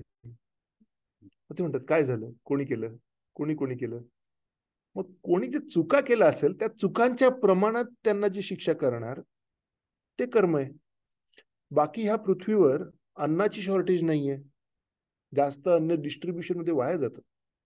राईट. अन्नाची शॉर्टेज नाहीये, शिक्षणाची शॉर्टेज नाहीये. ज्यांना जे माहिती आहे त्यांनी जर इतरांना शिकवलं तर सगळे शिकतील. पैशाची शॉर्टेज नाहीये, जर का आपण मिलिटरीवरती पैसे घालायचे बंद केले तर पैशाची शॉर्टेज नाहीये. पण देने वाले ने कोई कमी न की. इसको क्या मिला, मुकद्दर की बात है. मग तुम्ही कोणाचा हात तोडलाय, कोणाचा डोळा तोडलाय, तर मग कोणीतरी तुमचा येऊन हात आणि डोळा तोडणार. That is your karma, you are dealing with. त्याच्यात देवाचा काही संबंध नाहीये. देव त्या गोष्टीपासून लांब आहे. तो म्हणतोय तुमचा गोंधळ तुम्ही आता सावरा. त्यासाठी त्यांनी सगळी व्यवस्था केलेली आहे. कर्माच्या नियमानुसार कोण कोणाला काय व्हायला पाहिजे ती व्यवस्था चालू आहे. पण त्या सगळ्या गोष्टींमध्ये देवाला इंटरेस्ट घ्यायची गरज नाहीये. जसं स्टेट ऑफ वॉशिंग्टन ने हायवे तयार केले, ड्रायव्हिंग लायसन्स एजन्सी तयार केली आहे, सगळं तयार केलेलं आहे. आता आपण जर गाडी चांगली चालवली तर कमी इन्शुरन्स मध्ये सुरक्षितपणे पोहोचतो. जर का आपण गाडी ड्रग्ज घेऊन जोरात चालवून ऍक्सिडेंट केले तर त्यानुसार आपल्याला ट्रीटमेंट मिळेल. हे स्टेट ऑफ वॉशिंग्टन जबाबदार नाहीये की आता मला गाडी ठोकल्यामुळे इन्शुरन्स वाढला, हे झालं ते झालं. तसं देवाने निर्मिती केलेली आहे व्यवस्था, की तुमची इच्छा आहे ना, तुम्हाला स्वतःला स्वातंत्र्य हवंय माझ्यापासून, तुम्हाला कॉम्पिटिशन पण आपसात करून डॉमिनेटिंग व्हायचं का, करा सगळं. जेव्हा तुम्हाला मीच पाहिजे तेव्हा मी येईल. पण जर माझ्याशिवाय जर तुमचं काम चालू शकत असेल तर प्लीज कॅरी ऑन. परमात्मा आहे तो प्रत्येकाच्या हृदयात बसलाय. आणि विचार करा, आपण जेव्हा बेडूक किंवा फ्रॉग होतो तेव्हा पण तो आपल्या हृदयामध्ये बसलेला असतो. आपण जेव्हा गांडूळ तयार होतो, गांडुळाचं आयुष्य घेतो, तेव्हा पण तो परमात्मा म्हणून आपल्या. आपण इतर मित्रांमध्ये बघितलं तर तुम्ही बघाल की तुम्ही फार श्रीमंत झाले तर तुमचे फ्रेंड सर्कल चेंज होतं. तुम्ही जर फार गरीब झाले तर तुमचं फ्रेंड सर्कल चेंज होतं. तुमचं social circle has to match with your financial circle. म्हणजे आपण आपल्याच मित्राचा त्याग करतो जर कधी जास्त श्रीमंत किंवा गरीब झाले तर, स्पेशली गरीब झाले तर. एक खूप श्रीमंत माणूस जेव्हा अत्यंत गरीब झाला त्यावेळी त्याने एक काव्य रचलं की तो म्हणे, मला एक अशी सिद्धी प्राप्त झालेली आहे. आणि सिद्धी अशी प्राप्त झालेली आहे की आता मी अंतर्धान पाहू शकतो. कारण जे मित्र ऑल टाइम माझ्याबरोबर असायचे त्यांना आजकाल मी दिसत नाही. ते बाजूने गेले तरी मला ओळखू शकत नाही. है ना, अंतर्धान पाहू शकतो मी आता. ही दिव्य सिद्धी मला प्राप्त झालेली आहे गरीब झाल्यापासून. त्यामुळे आपण एकमेकांचा त्याग करू शकतो. आज जर का 20 वर्षाचा मुलगा असेल आणि त्याने खूपच गोंधळ घेतला, समाजामध्ये नाव खराब केलं, तर आई बाबा म्हणतात तुला घरातून काढून टाकेन. राईट. तर आई बाबा पण त्याग करू शकतात मुलांचा. जर का मुलं समाजात नाव खराब करत असतील, बेकायदेशीर अनैतिक गोष्टी करत असतील, म्हणजेच आईबाबांची जी इच्छा आहे त्यानुसार जर वागले नाही तर आई बाबा त्याग करू शकतात. आणि आई बाबा is like the highest source of love. Right. पण देव परमात्मा स्वरूपात आपला साथ कधीच सोडत नाही. कोणत्याही म्हणजे worst of the worst life, dirtiest of the dirtiest life मध्ये आपण असू, परमात्मा स्वरूपात देव तिथे आपल्या हृदयात बसलेला आहे. आणि तो म्हणतोय की कधी युटर्न मारायचं सांग ना, तुला माझ्याकडे कधी यायचंय त्याची मी वाट बघतोय. आणि द मोमेंट आपल्या हृदयामध्ये अशी इच्छा होते की मला खरोखरच देव कोण आहे, काय आहे समजून घ्यायचंय, आणि वीट आलाय, हे काय जन्म मृत्यू चालू आहे परत परत, there must be something better. कुठेतरी काहीतरी जास्त चांगलं असलं पाहिजे. लाईफ कॅनॉट बी ओनली दिस. त्यावेळी कोणीतरी आपल्या खांद्यावर टॅप करतं, म्हणतं DYS क्लास अटेंड करायला आवडेल का, भगवद्गीतेचा क्लास अटेंड करायला आवडेल का. म्हणजे जेव्हा आपली इच्छा होते त्यावेळेला गुरु उत्पन्न होतो. उत्पन्न म्हणजे अगदी काय म्हणतात त्याला, समोर येतो. म्हणजे teachers are always available. Guru will manifest when the disciple is ready. There is no shortage of knowledge, there is no shortage of education, it is shortage of sincere students. Why? Kaliyuga.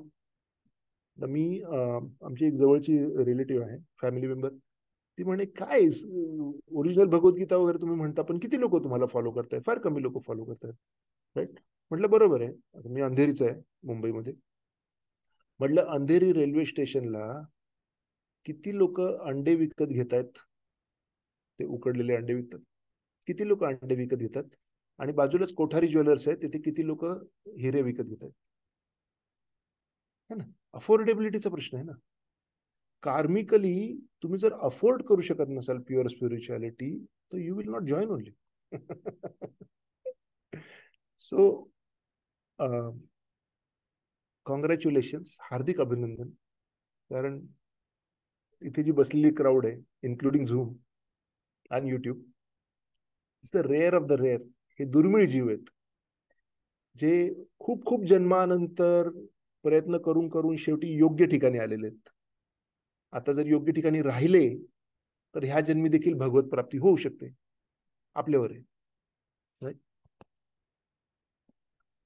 आणि श्रीमद भागवतमध्ये आपण जर आता देवाच्या लीलांचा अभ्यास करणार आहोत तेव्हा कळेल की देव हा सर्वोत्तम मित्र आहे, कारण तो आपली कधीच साथ सोडत नाही.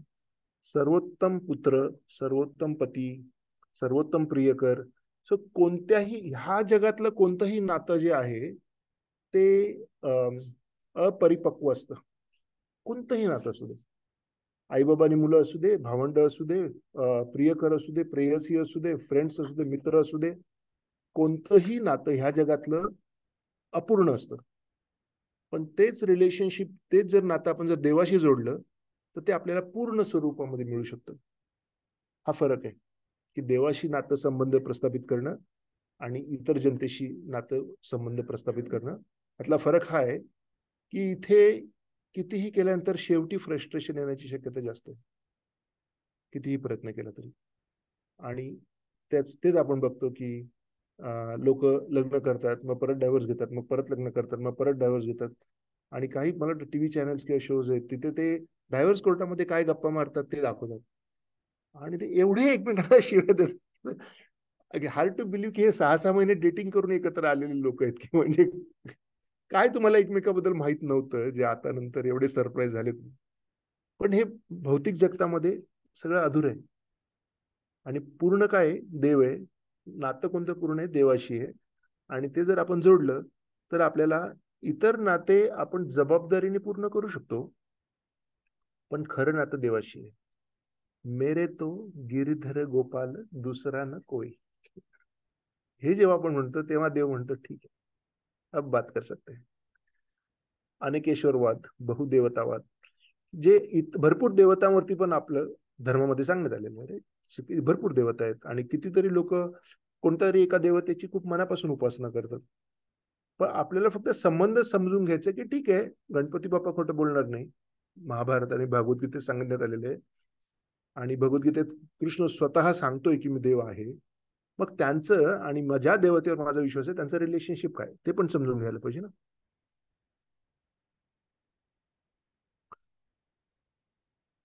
न मे विदुः सुरगणाः प्रभवम न महर्षयः अहम आदिर ही देवानाम महर्षीनाच सर्वशः. माझी उत्पत्ती किंवा ऐश्वर्य देवतांना कळत नाही, तसेच महर्षींनाही कळत नाही, कारण सर्व प्रकारे देवतांचे आणि महर्षींचे मूळ पण मीच आहे. ही सगळी मंडळी पण देवाकडूनच येत असल्यामुळे देव म्हणतो त्यांनाही समजू शकेल असं नाहीये. मग देवाला कोण समजून घेऊ शकतं? देवाला फक्त भक्त समजून घेऊ शकतो. देवाला दुसरं कोणीही समजून घेऊ, मोठे मोठे योगी समजून घेऊ शकत नाहीत, भल्या मोठ्या देवता समजून घेऊ शकत नाहीत. असं का? कारण एक तर देव सांगतोय म्हणून, पण दुसरी गोष्ट उदाहरण आहे श्रीमद भागवतमध्ये. ब्रह्मदेवाला कन्फ्युजन झालं होतं की हा छोटासा मुलगा खूप गडबड करतोय वृंदावनमध्ये, सो त्याला का कोण येतो काय आहे. मग ब्रह्मदेव बघायला आला, त्याच्या हंसावर बसून बघायला की हा कृष्ण कृष्ण कृष्ण खूप गडबड ऐकायला मिळते आजकाल, कोण आहे हा गोकुळामध्ये 5,000 वर्षापूर्वी. तर अं, बालकृष्ण त्याच्या मित्रांबरोबर जेवण करायला शिदोरी घेऊन गेलेला होता आणि ते गायांचे बछडे ते खेळत होते. तर ब्रह्माने काय केलं, त्याचे सगळ्या सगळे बछडे ते सगळे गायब करून टाकले आणि त्याच्या मायावी शक्तीने झोपी लावलं, त्यांना योगमायामध्ये झोपी लावलं ब्रह्मलोकामध्ये. परत येऊन बघितलं तर कृष्ण म्हणे की, कृष्णाचे मित्र म्हणे बछडे दिसत नाहीत. कृष्ण म्हणे तुम्ही जेवा, मी बघतो. कृष्णाने बघितलं बछडे नाही. आणि जोपर्यंत कृष्ण परत आला बालकृष्ण, तोपर्यंत हे पण गायब झालेले होते, मित्र पण गायब झालेले होते. मग ब्रह्मदेवने बछड्यांना पण गायब केलं, सगळ्या गोपांना पण गायब केलं. मग कृष्णाने एक सेकंद विचार केला आणि त्याच्या लगेच लक्षात आलं की ब्रह्मा मस्ती करतोय. मग त्याने ब्रह्माला काही रागवायचा प्रयत्न नाही केला. लक्षात आलं त्याच्या फक्त, त्याला आणखी नेक्स्ट लेवलची खेळी केली. कृष्णाने स्वतःपासून सगळे गोपा परत उत्पन्न केले सगळे बछडे परत उत्पन्न केले. आणि जेव्हा ब्रह्मदेव त्या सगळ्यांना ठेवून परत बघायला आला, ब्रह्मदेवाची टाइमलाईन वेगळी असते, आपली टाइमलाईन वेगळी असते. तो फक्त त्या बछड्यांना ठेवून आला तोपर्यंत पृथ्वीवर 1 वर्ष झालेलं होतं. हिज टाइम गोज स्लोली, आवर टाइम मूव्स फास्ट. अच्छा, मग काय आता, की ब्रह्मदेव म्हणतोय की आता कशी गंमत आहे बघूया, हा जास्त स्वतःला शहाणा समजतो, गडबड करतो कृष्ण, आता मी त्याची थोडी परीक्षा बघतो म्हणून. आणि इथे श्रीकृष्णाने सगळ्या, आता श्रीकृष्ण झाला, सगळे गावातली सगळी मुलं आहेत ते पण बालकृष्णाचंच प्रसारण पावलेलं रूप, आणि सगळे बछडे पण श्रीकृष्णाचं प्रसारण पावलेलं रूप. आता गोकुळामध्ये सगळ्यांचं कृष्णावर एवढं प्रेम होतं की जेव्हा हे बछडे घरी यायला सुरुवात झाली त्यावेळी गायांचं दूध आपोआप व्हायला सुरुवात झाली, की भगवान श्रीकृष्ण माझं दूध प्यायला येतोय. गायना कळत नव्हतं काय होतंय, पण आतून आत्म्याच्या लेवलला त्यांचं एवढं स्वरूप म्हणजे प्रेम असल्यामुळे की बछडे दूध प्यायला गायीकडे जायच्या आधीच गायी दूध सोडायला सुरुवात करायचे, की या या भरपूर दूध प्या. आणि अशा प्रकारे कृष्णाने सगळ्या गायांना स्वतःच्या आईच्या स्वरूपात सेवेची संधी दिली.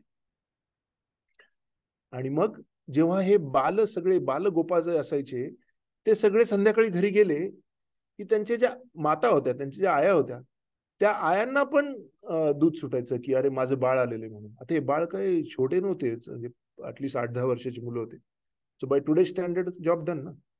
पण नाही, आया त्यांना पण दूध पाजायच्या. का? कारण त्या सगळ्या ज्या गोपिका होत्या, सिनियर गोपीज वृंदावनातल्या, त्या गोकुळातल्या, त्या सगळ्यांना पण कृष्ण ही संधी देत होता की तुम्ही माझी आई आहात आणि तुम्हाला ही संधी प्राप्त होते. आणि सगळ्या गोकुळात आनंद, एवढा आनंद होता तेवढा 1 वर्ष.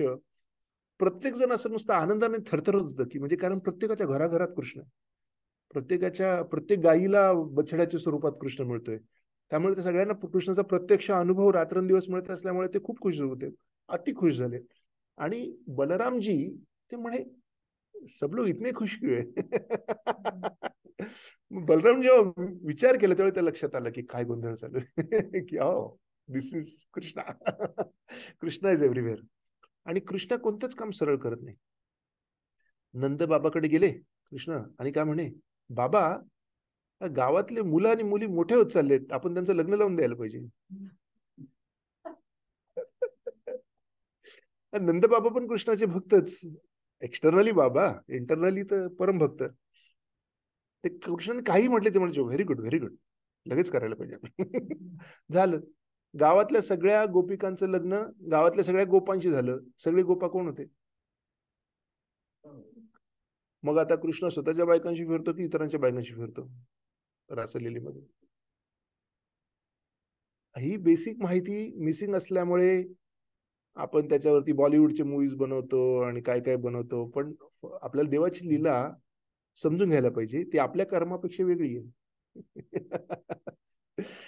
आणि मग 1 वर्ष पूर्ण झालं. ब्रह्मदेव परत बघायला आला की आता कशी मजा आलेली असणार आहे. कृष्ण तर खूप डेस्परेटली फिरत असेल, माझे मित्र कुठे गेले, माझ्या गाया कुठे गेल्या. आणि त्याने बघितलं की अरे बापरे, हा, की इथे तर बछडे पण आहेत आणि गाया पण आहेत. तर आता काय करायचं? तो कन्फ्यूज झाला आणि विचार करायला लागला की मी ब्रह्मदेव आहे, मी ह्या जगाची रचना केली, माझं शरीर सत्वगुणापासून तयार झालेलं आहे, सगळ्या वेदांचं नॉलेज मला आहे, आणि मी लक्ष ठेवत असतो की देव कुठे काय करतोय वगैरे. पण त्याची ब्रह्मदेवाची जनरल रीच असते नारायणापर्यंत. इथे तर बालकृष्ण स्वतः देवांचा देव, त्याच्या लक्षात नाही आलं किंवा त्या ब्रह्म विमोहन लिहिला म्हणजे त्याला विस्मरण झालं. आणि मग त्याला लक्षात आलं की I am dealing with somebody very serious. कारण मला मला शेंडी लावू शकतो तो, has to be bigger than me, better than me, right. मग त्याच्या लक्षात आलं बालकृष्ण हाच सर्वोच्च भगवान आहे. मग ब्रह्मदेव स्वतः आला आणि रडत रडत कृष्णाला प्रार्थना केली की मला माफ कर देवा, माझ्या लक्षात नाही आलं की तू कोण आहेस, काय आहेस. आणि बालकृष्णाने काय करावं? हा, ब्रह्माला आणखी कॉन्फिडन्स याचं कारण का, की हा देव नाहीये. जेव्हा कृष्ण त्याच्या मित्रांबरोबर जेवत होता आणि ब्रह्मदेव हंसावर बसून बघत होता, आणि Brahmadev is like the top ब्राह्मण. आता तुम्ही आजकालचे सिंपल ब्राह्मण जरी बघितले तरी तुम्ही म्हणाल की ते हे असं करायचं, ते तसं करायचं. अगदी साधी गोष्ट म्हणजे डाव्या हाताने जेवायचं नसतं. पण बेसिक गोष्टी तर सगळेजण फॉलो करतात. आणि आता ब्रह्मदेव म्हणजे अगदी टॉप क्लास स्पिरिच्युअलिस्ट. तर त्याला तर सगळे यज्ञांचे, वेदांमधले सगळे नियम माहिती की काय कसं करायला पाहिजे. आणि ते बालकृष्ण त्याच्या मित्रांबरोबर कसा जेवतोय, तर डाव्या हाताने खातोय कृष्ण. आता ब्रह्मा काय म्हणतोय, अरे काय डाव्या हाताने कोणी खातं का रे? तो विषय तिथे संपत नाही. दुसरा एक मित्र कृष्णाला काय म्हणे, कृष्णा माझ्या आईने मस्त हे डिश दिलेली आहे, काहीतरी लिक्विड डिश दिली होती असं छाज वगैरे असं. तर म्हणे माझ्या आईने खूप छान डिश दिलेली. कृष्ण म्हणतो मला दे ना. तो म्हणतो नाही, आणि स्वतःच पिऊन टाकली. पण तोंडामध्ये असं धरून बसला कृष्णाचा मित्र. आता कृष्णाने काय करायला पाहिजे, विचार करा. काय करू शकतो कृष्ण? अरे असं त्याच्या गालावर मारलं आणि ते जे लिक्विड बाहेर पडलं ते कृष्णाने हवेत पकडलं. आता ब्रह्मदेव म्हणे कोणीही देव असू शकतो, पण हा देव असू शकत नाही.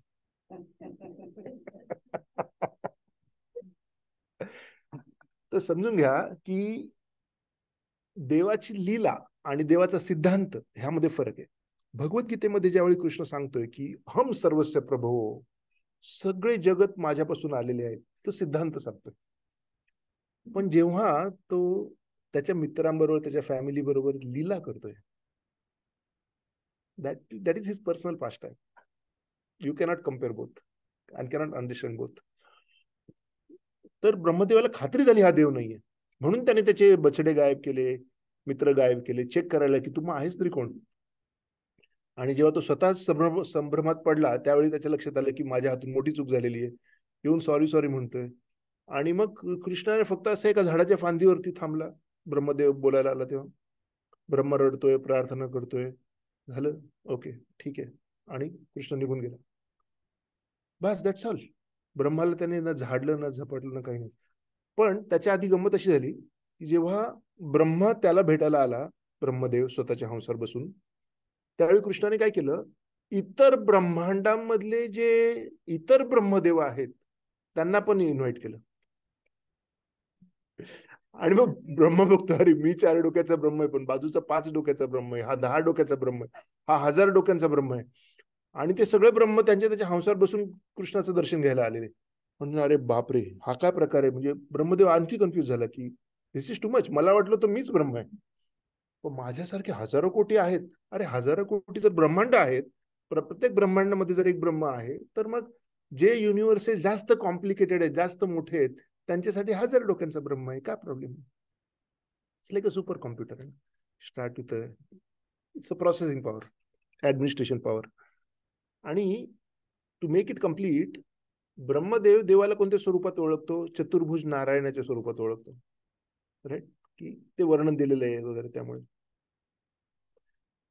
तर हे सगळे जे कृष्णाचे मित्र होते आणि सगळे बछडे जे होते जंगलामध्ये खेळत होते, आता ब्रह्मदेव भेटायला आला तेव्हा, बघायला आला तेव्हा, त्या सगळ्यांनी चतुर्भुज नारायणाचं अवतार परत धारण केला.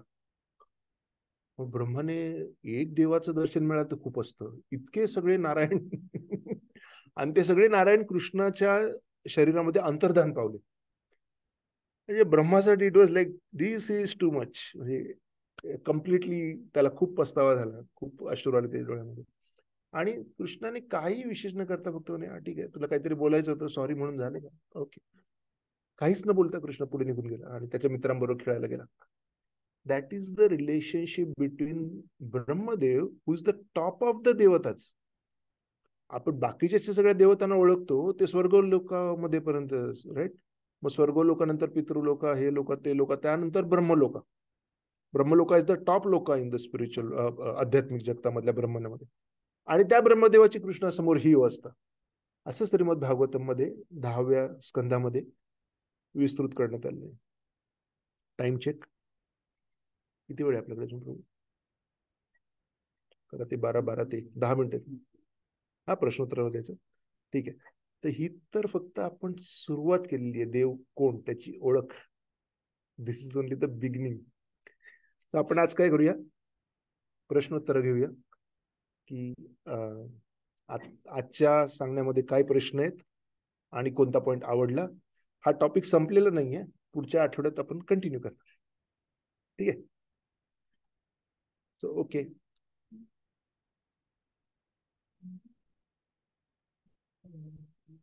गॅलरी मोडवर तेच आपण सगळे व्हिडिओवर येऊ शकतो ज्यांना झूमवर बोलायचं ते. So who is ready to either ask a question or give a reflection?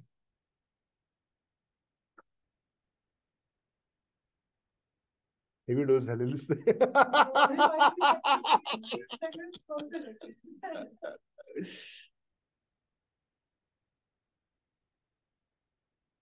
Tu laptop फिरवू शकतो का? म्हणजे दिसते. मी करू का? असं करू शकतो.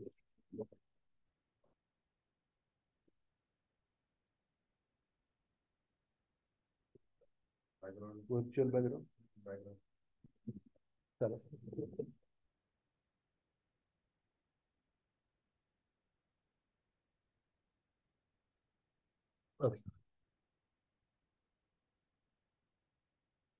रूम मध्ये सुरू करूया आणि त्यानंतर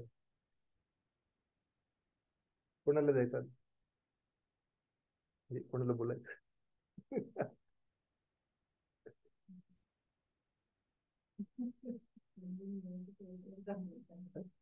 असिम्युलेशन चालू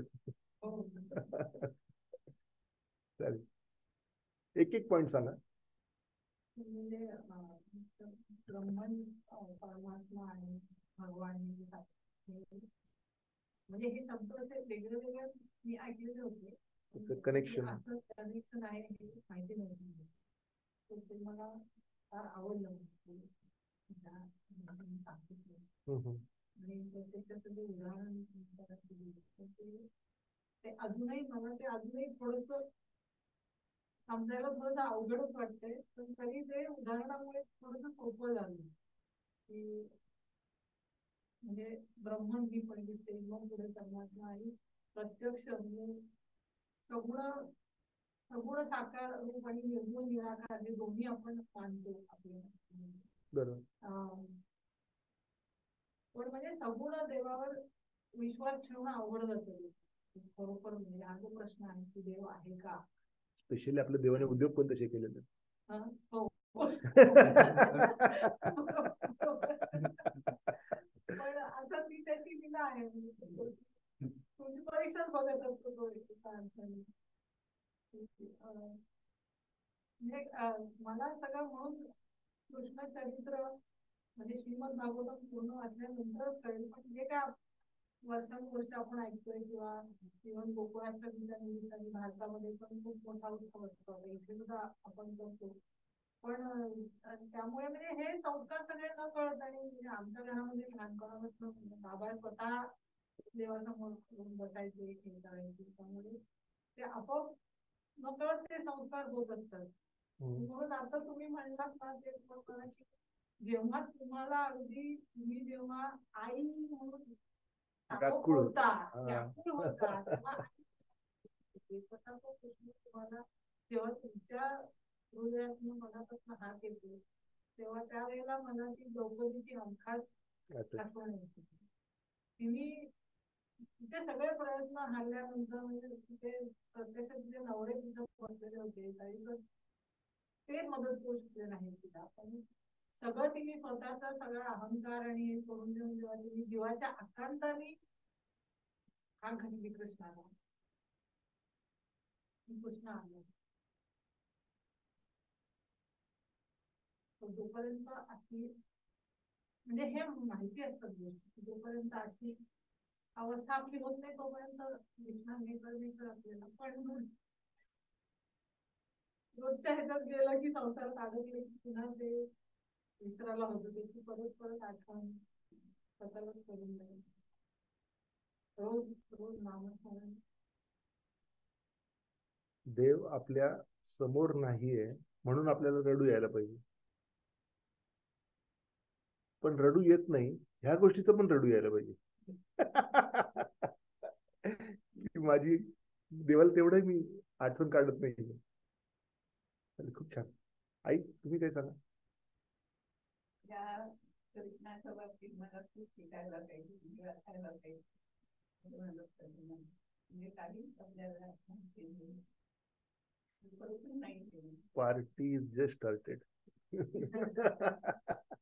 आपल्याला भरपूर शिकायचं आता. पुढचे 1-2 क्लास आपण कृष्णाबद्दल समजून घेणार आहे. कारण कृष्णाबद्दल समजून घेतल्याशिवाय भगवद्गीता समजून घेणं कठीण आहे. कारण आपण जेव्हा औषध घेतो तेव्हा डॉक्टरच्या प्रिस्क्रिप्शन नुसार घेतो, बरोबर. तसं भगवद्गीता ही कृष्णाच्या प्रिस्क्रिप्शन नुसार समजून घ्यायला पाहिजे. त्यासाठी आपल्याला कॉन्फिडन्स पाहिजे की आपला डॉक्टर आहे तो खरोखर डॉक्टर आहे. कृष्ण सांगतोय काही त्याचा विश्वास ठेवायला आधी कृष्ण कोणी हे तर समजून घ्यायला पाहिजे. खूप छान. आणखी काय सांगायचं? चालेल. कस्तुरी.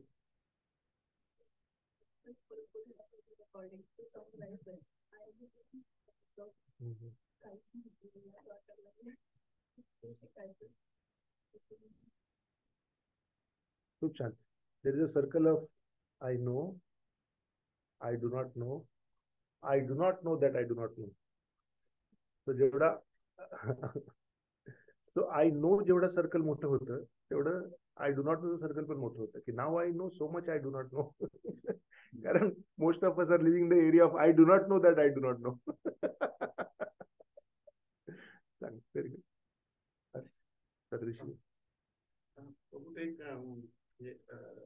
ईश्वर काय आहे आणि ते तर खूप सुंदर आहे. आणि पुन्हा त्यात महत्वाचं आहे की जे काही करतोय ते ते सगळं ईश्वरच करतो. आणि पुन्हा आपण ईश्वराची एक म्हणजे जे काही होणार आहे ते चांगलंच होणार आहे. एक खूप पॉझिटिव्ह थॉट आहे की आज जरी आपलं काहीतरी गडबडलं तरी जे होणार आहे हे चांगलंच होणार आहे आणि आपण तरी भक्ती करायची. ते एक चांगलं वाटलं. नंतर एक तुमचा आत्मा, आपल्याकडे एक आत्मा आहे, परमात्मा आहे आणि ते ते नेहमी चांगलेच असतात, ते नेहमी पॉझिटिव्ह असतात. तो एक खूप खूप चांगला मला एक विचार वाटतो. खूप छान. तुझं नाव विसरलं बरं. सोहम. येस सोहम. गणपती हे माहित नव्हतं मला, ते गणपतीने महाभारत दिलं. आणि भगवद्गीता हा महाभारताचाच भाग आहे. खूप छान. प्रभू तुम्हाला काय आहे? मराठीमध्ये शब्द वापरतात तो मी नव्हे.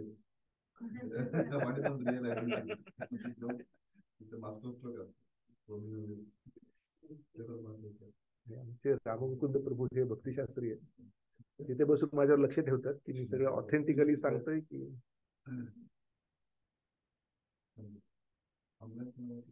हा आपण ऑनलाईन जाऊया. हरे कृष्णा. झूम वरती व्हिडिओवर या आणि सांगा तुम्हाला काही प्रश्न असतील किंवा काय आवडलं. हरे कृष्णा प्रभूजी.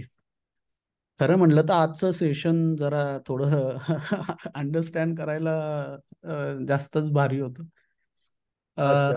हा, तो जेव्हा आय गेस आपण ब्रह्मांडाची उत्पत्ती किंवा किती सारे ब्रह्मांड आहे किंवा जसं की एका आध्यात्मिक जगामधून काही जीव हे लाईक भौतिक जगामध्ये पुन्हा ट्रान्सफर होता वगैरे वगैरे, तर तो कन्सेप्ट म्हणजे मी ऐकत होतो आणि समजायची म्हणजे मी प्रयत्न करत होतो. आय थिंक ते मला थोडं अजून मी एकदा ह्या रेकॉर्डिंग मध्ये पुन्हा जाणार आहे जस्ट आणि त्याच्यानंतर एक सुरुवातीला तुम्ही मेन्शन केलं की जसं आपला कारभार चालवण्यासाठी जसं की आपल्याकडे काही डिपार्टमेंट आहे, राईट, लाईक संरक्षण, काही अजून भरपूर सारे शिक्षण वगैरे वगैरे वगैरे.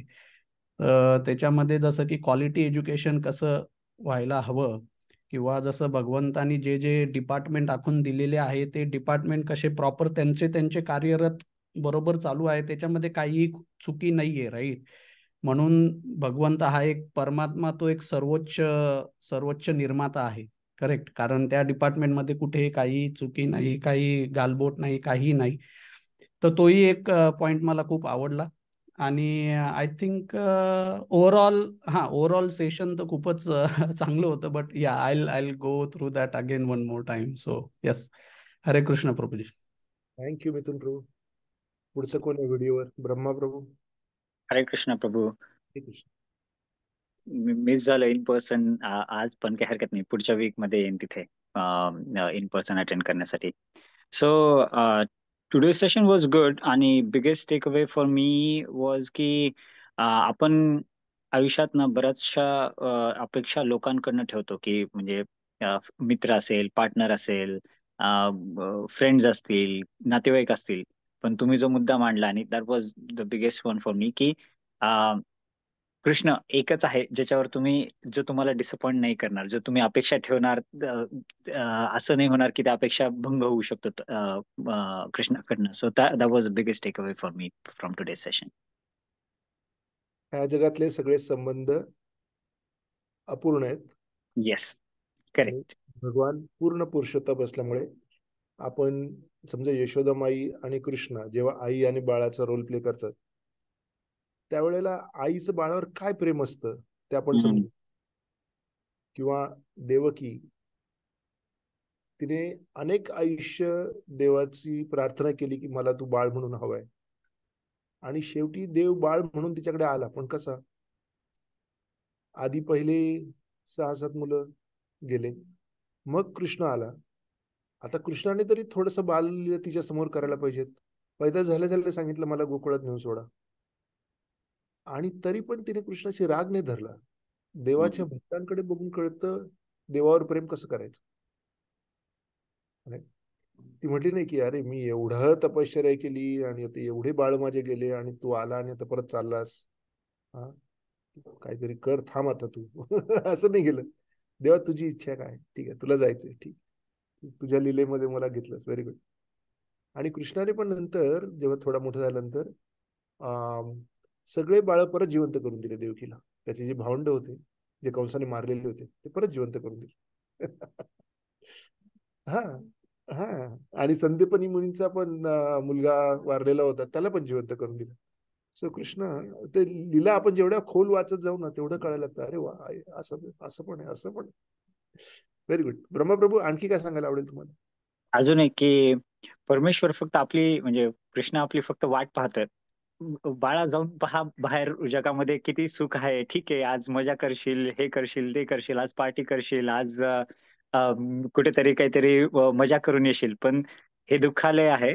आणि शेवटी तू फिरून ऍक्च्युअल आनंद शोधायचा असेल तर तू माझ्याकडेच फिरशील. तो फक्त वाट पाहतोय की ये माझ्याकडे, मी वाट पाहतोय तुझी. जेव्हा तुला त्याची जाणीव होईल त्यावेळी तू माझ्याकडे येशील. तोपर्यंत मी फक्त वाट पाहतोय तुझी. अरे, आपण अनंत कोटी जन्म घेऊन ट्राय करतोय देवापासून लांब राहून खुश व्हायचं, पण जेव्हा सगळं वैतागून जेव्हा आपण परत देवाकडे जायला तयार होतो, तेव्हा देव तर तयारच असतो. वरून म्हणतो की सुबह का भूला शाम को लौटा, तो भूला नाही कहते. आलायस, चलिये. Very good. थँक्यू प्रभू. हरे कृष्ण. हरे कृष्ण. कांचन, अजिंक्य, एनिथिंग टू शेअर? हरे कृष्णा प्रभूजी. जे गणपतीने भगवद्गीता लिहिली हे माहिती नव्हता हा कन्सेप्ट, जो आता तुमच्याकडून कळाला. व्यास मुनींनी सांगितलं गणपतींना लिहायला, तर ते खूप छान होतं. म्हणजे ते नॉलेज मध्ये भर पडली. आणि परमात्मा हा प्रत्येकाच्या हृदयामध्ये आहे.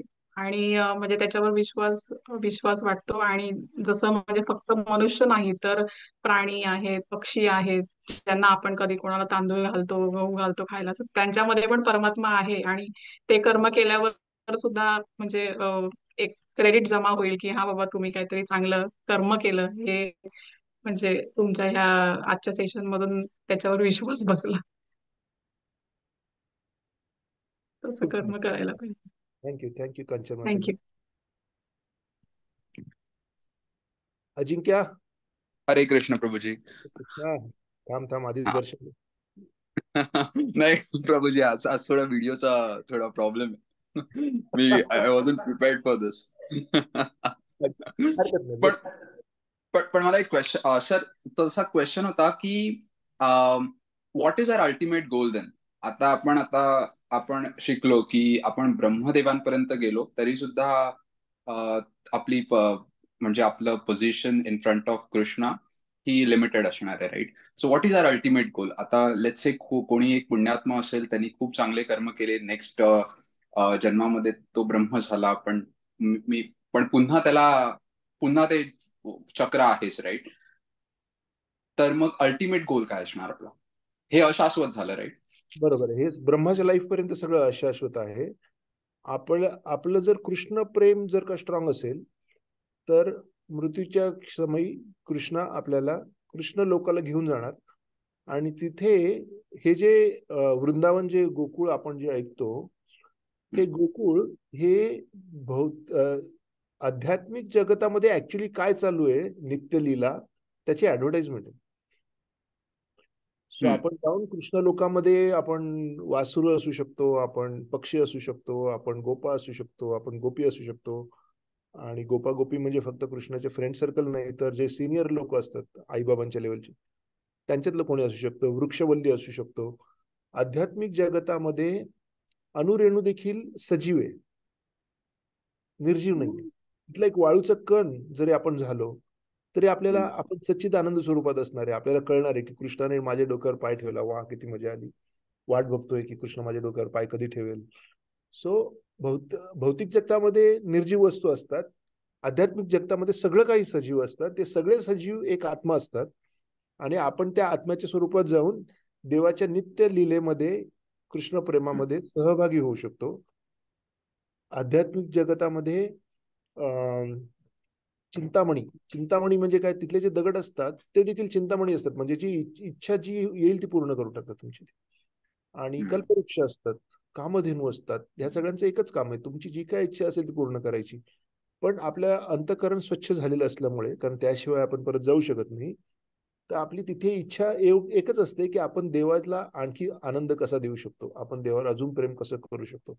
त्यामुळे आपली इच्छा देखील त्याप्रमाणेच आपण व्यक्त करतो, की ज्यामुळे आपण देवाशी आणखी चांगलं आदान प्रदान, ज्याला आपण म्हणतो, दॅट इन्क्लुड्स जाऊन आपण देवाशी विटी दांडू खेळू शकतो, तो प्रॉब्लेम नाही. परंतु आपल्याला देवाशी खेळायचं असतं, आपल्याला देवाला टाकून देऊन दुसरं करण्यात इंटरेस्ट नसतो. त्यामुळे देवाचं एकच काम आहे की स्वतःच्या भक्तांशी देव आदान प्रदान प्रेमाचं, आणि ते विविध नातेसंबंधांमध्ये होऊ शकतं. जसं की काही लोकांना दास्य रस आवडतो, किंवा देवा मला तुझी सेवा करायची, हनुमान. काही लोकांना साख्य रस आवडतो, देवा मला तुझ्याशी फ्रेंडशिप करायची, जसे त्याचे गोपा फ्रेंड्स किंवा अर्जुन, हे सगळे फ्रेंडशिपच्या मूडमध्ये आहेत, राईट? काही लोक वात्सल्य रसामध्ये असतात देवाशी, किंवा यशोदा आनंद महाराज आणि सिनियर गोपीज वृंदावनातले सगळे देवाशी वात्सल्य रसामध्ये असतात. आणि काही लोक प्रेमाच्या रसामध्ये असतात. प्रेमाचा रस म्हणजे काय, की ज्या गोपीज आहेत ते देवाच्या प्रेमात पडतात. आता प्रेमात पडतात म्हणजे साधे सुद्धा प्रेमात पडत नाहीत. आणि पुढच्या क्लासमध्ये तुम्ही मला फक्त गोपींबद्दल सांगायची आठवण करा, म्हणजे आपण तो टॉपिक डिटेलमध्ये कव्हर करू. आता 5 मिनिटात मी जर कव्हर केला तर मग मी त्या विषयाला न्याय देणार नाही, असं मला वाटतं. तर पुढच्या क्लासमध्ये आपण सांगूया की गोपी म्हणजे ऍक्च्युली कोण आहेत. तुम्हाला हिंट देतो, गोपिका ज्या आहेत त्या सगळ्या, ज्या कृष्णाच्या प्रेमात पडल्या होत्या 5000 वर्षापूर्वी, हे जेव्हा प्रभू रामचंद्र आले होते आणि दंडकारण्य सगळीकडे ऋषीमुनींना भेटायला गेले, ते पण देवाची योजना होती की त्यांना ऋषीमुनींना जाऊन दर्शन द्यायचं होतं. तेव्हा त्या ऋषीमुनींनी देवाला विनंती केली की देवा, आम्हाला तुझ्याशी प्रेमाचे वैयक्तिक संबंध हवेत. आणि प्रभू रामचंद्र म्हणे, मी एक बाणी एक पत्नी एक वचनी राम आहे, मी जेव्हा कृष्ण म्हणून येईल त्यावेळेला मी तुमची इच्छा पूर्ण करेल. आणि ह्या ज्या गोपिका आहेत ह्यांनी अनंत कोटी वर्ष तपश्चर्या करून देवाला प्रार्थना करून ती संधी मिळवलेली, की त्यांना ती गोपी होण्याची संधी मिळाली. ज्या गोपी म्हणजे खरं फक्त व्हिलेज गर्ल्स नाही आहेत, की so they are very very elevated souls, very highest level of spiritual souls basically, right? तर ते देवाशी प्रेमाचा संबंध प्रस्थापित करतात. सो देवाशी आपण विविध प्रकारच्या संबंधामध्ये असू शकतो. आणि इकडे येण्याच्या आधी, भौतिक विश्वात येण्याच्या आधी ऑलरेडी आपल्या देवाशी काही ना काही संबंध आहे. तर पहिली पायरी हीच असते की आपण जर का भौतिक जगतातून आध्यात्मिक जगतात जर परत गेलो, आणि जायचं एकच कारण असू शकतं की कारण आता आपलं कृष्णावरती प्रेम आहे, तर आपण our starting point is where we were. आपण ज्या स्वरूपामधून आलो होतो त्या स्वरूपात आधी परत जात असतो. जर का आपण कृष्णाशी खेळत असू तर कृष्ण आपली खेळाची वाट बघतोय आजही. अनंत कोटी जन्मानंतर कृष्ण त्याच पोझिशन मध्ये त्याच ठिकाणी आपली वाट बघतोय. आलाच पाहिजे, चल गेम चालू परत. आपण जर का कृष्णाच्या तोंडामध्ये घास भरवत असू आणि घास भरवता भरवता जर का आपण म्हणलो काय हे सगळेजण ह्याच्यावर प्रेम करतात, मला स्वतःच काहीतरी करायचंय, तर आपण एका हिप्नॉसिस मध्ये जातो आणि त्या हिप्नॉसिस मध्ये आपण भौतिक विश्वामध्ये येतो, अनंत कोटी जन्म घेतो, खूप मार खातो, सुधारतो, भक्ती मार्गाला लागतो आणि परत जातो. आणि परत गेल्यानंतर आपण परत त्याच स्वरूपात असतो जिथे कृष्ण अजूनही आ करून उभा आहे की आता तुम्हाला घास कधी भरव. म्हणजे एका दृष्टीने हा सगळा फक्त दृष्टांत आहे, म्हणून आपण प्रॅक्टिकली ऍक्च्युली कधीच सफर करत नाही असं म्हटलं जाऊ शकतं. It's a deep philosophy. पण साध्या एका वाक्यामध्ये तुम्हाला विचारशील की काय मग आपला गोल काय आहे, कृष्ण प्रेम प्राप्त करणं हा आपला गोल आहे. आपल्याला सध्या कृष्णाबद्दल ऍक्च्युली खरं काहीच प्रेम नाही. आणि कसं कळतं आपल्याला, जेव्हा आपण देवाच्या मूर्तीसमोर येतो त्यावेळी आपण देवाचं दर्शन कसं घेतो त्यावरून आपल्याला कळतं आपलं देवावर प्रेम किती आहे. काही अगदी सामाजिक भक्तीची लेवल म्हणजे देवा हो देवा गणपती देवा तुमसे बढ़कर कौन, देवा तुमसे बढ़कर कौन, आणि विषय तिथे संपला तर चालेल ना. और तुम्हारे भक्त गणों में हमसे बढ़कर कौन. सो स्वतःला पुढे ढकलणं पण तेवढंच अत्यावश्यक जेव्हा वाटतं तेव्हा समजून घ्यायचं आपलं देवावर प्रेम नाही आहे. जर देवाच्या दर्शनाला आपण समोर आलो आणि जर आपल्या डोळ्यातून अश्रू नाही आले, आपलं देवावर प्रेम नाही आहे. आपण जर का देवाचं दर्शन रोज नाही घेतलं आणि तरी पण आपण कम्फर्टेबल असू, आपलं देवावर प्रेम नाही आहे. राईट. आणि सो देवावरती प्रेम ही फक्त देवात म्हणजे जेव्हा त्या लेवलचं प्रेम उत्पन्न होईल की देवाला बघितल्यामुळे जेव्हा देवाचे आपल्या डोळ्यातून अश्रू येतील तेव्हा आपण देवाच्या घरी जाण्याचा अधिकार उत्पन्न केलाय. तोपर्यंत नाही. कारण आपण घरी कोणाला बोलवतो, त्यांचं आपल्यावर प्रेम आहे किंवा ज्यांच्यावर आपलं प्रेम आहे. राईट. जे आपल्यावर जळतात, जे आपली निंदा करतात, जे आपल्याशी कारस्थानं करतात, त्यांना आपण घरी बोलवतो का? मग देव आपल्याला घरी का बोलवेल? राईट. त्यामुळे जर आपण देवाशी प्रेमाचं नातं संबंध प्रस्थापित केले तर देव आपल्याला घरी येऊन जाईल आणि तिकडे मग चिंतामणी आहेत, कामधेनू आहेत, कल्पतरू आहेत, सगळ्या प्रकारचे सुख आपली वाट बघतायत. आणि आपण स्वतःच्या इच्छेने सोडून आलेलो आहे, त्यामुळे आपण स्वतःच्या इच्छेनेच परत जायला पाहिजे. हा आपला गोल आहे. अजिंक्य, चालेल का? मी आणखीन एक विचारू शकतो वेळेचं बंधन असेल तर? विचार ना, काय प्रॉब्लेम. हा हा. तर प्रभूजी, म्हणजे आपलं पतन झालेलं आहे गोल वैकुंठ लोकातून आपण आता पृथ्वी लोकावर आहे. जर आपण हे असं कन्सिडर केलं तर हे पतन आपलं हे वैकुंठ लोकात जेव्हा आपण श्रीकृष्णांबरोबर होतो वेगवेगळ्या प्रेमरसामध्ये किंवा वेगवेगळ्या कनेक्शन मध्ये, तेव्हा सुद्धा आपलं पतन झालं, तर असं कन्सिडर आपण करू शकतो का की इवन तिकडे पण सगळं सराउंडिंग हे अशाश्वत आहे कारण आपल्याला पुन्हा खाली यावं लागलं?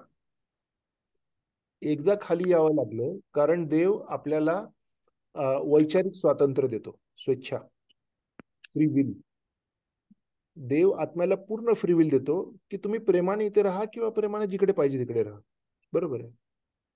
पण त्या स्वेच्छेचा वापर केल्यानंतर आणि इथले अनुभव बघितल्यानंतर परत इकडे येण्याची परत कोणाची इच्छा होत नाही. तेव्हा जेव्हा आपण परत जातो त्यावेळेला कृष्ण सांगतो भगवद्गीता की एक तर माझा लोक जे आहे त्याचा कधी नाश पावत नाही.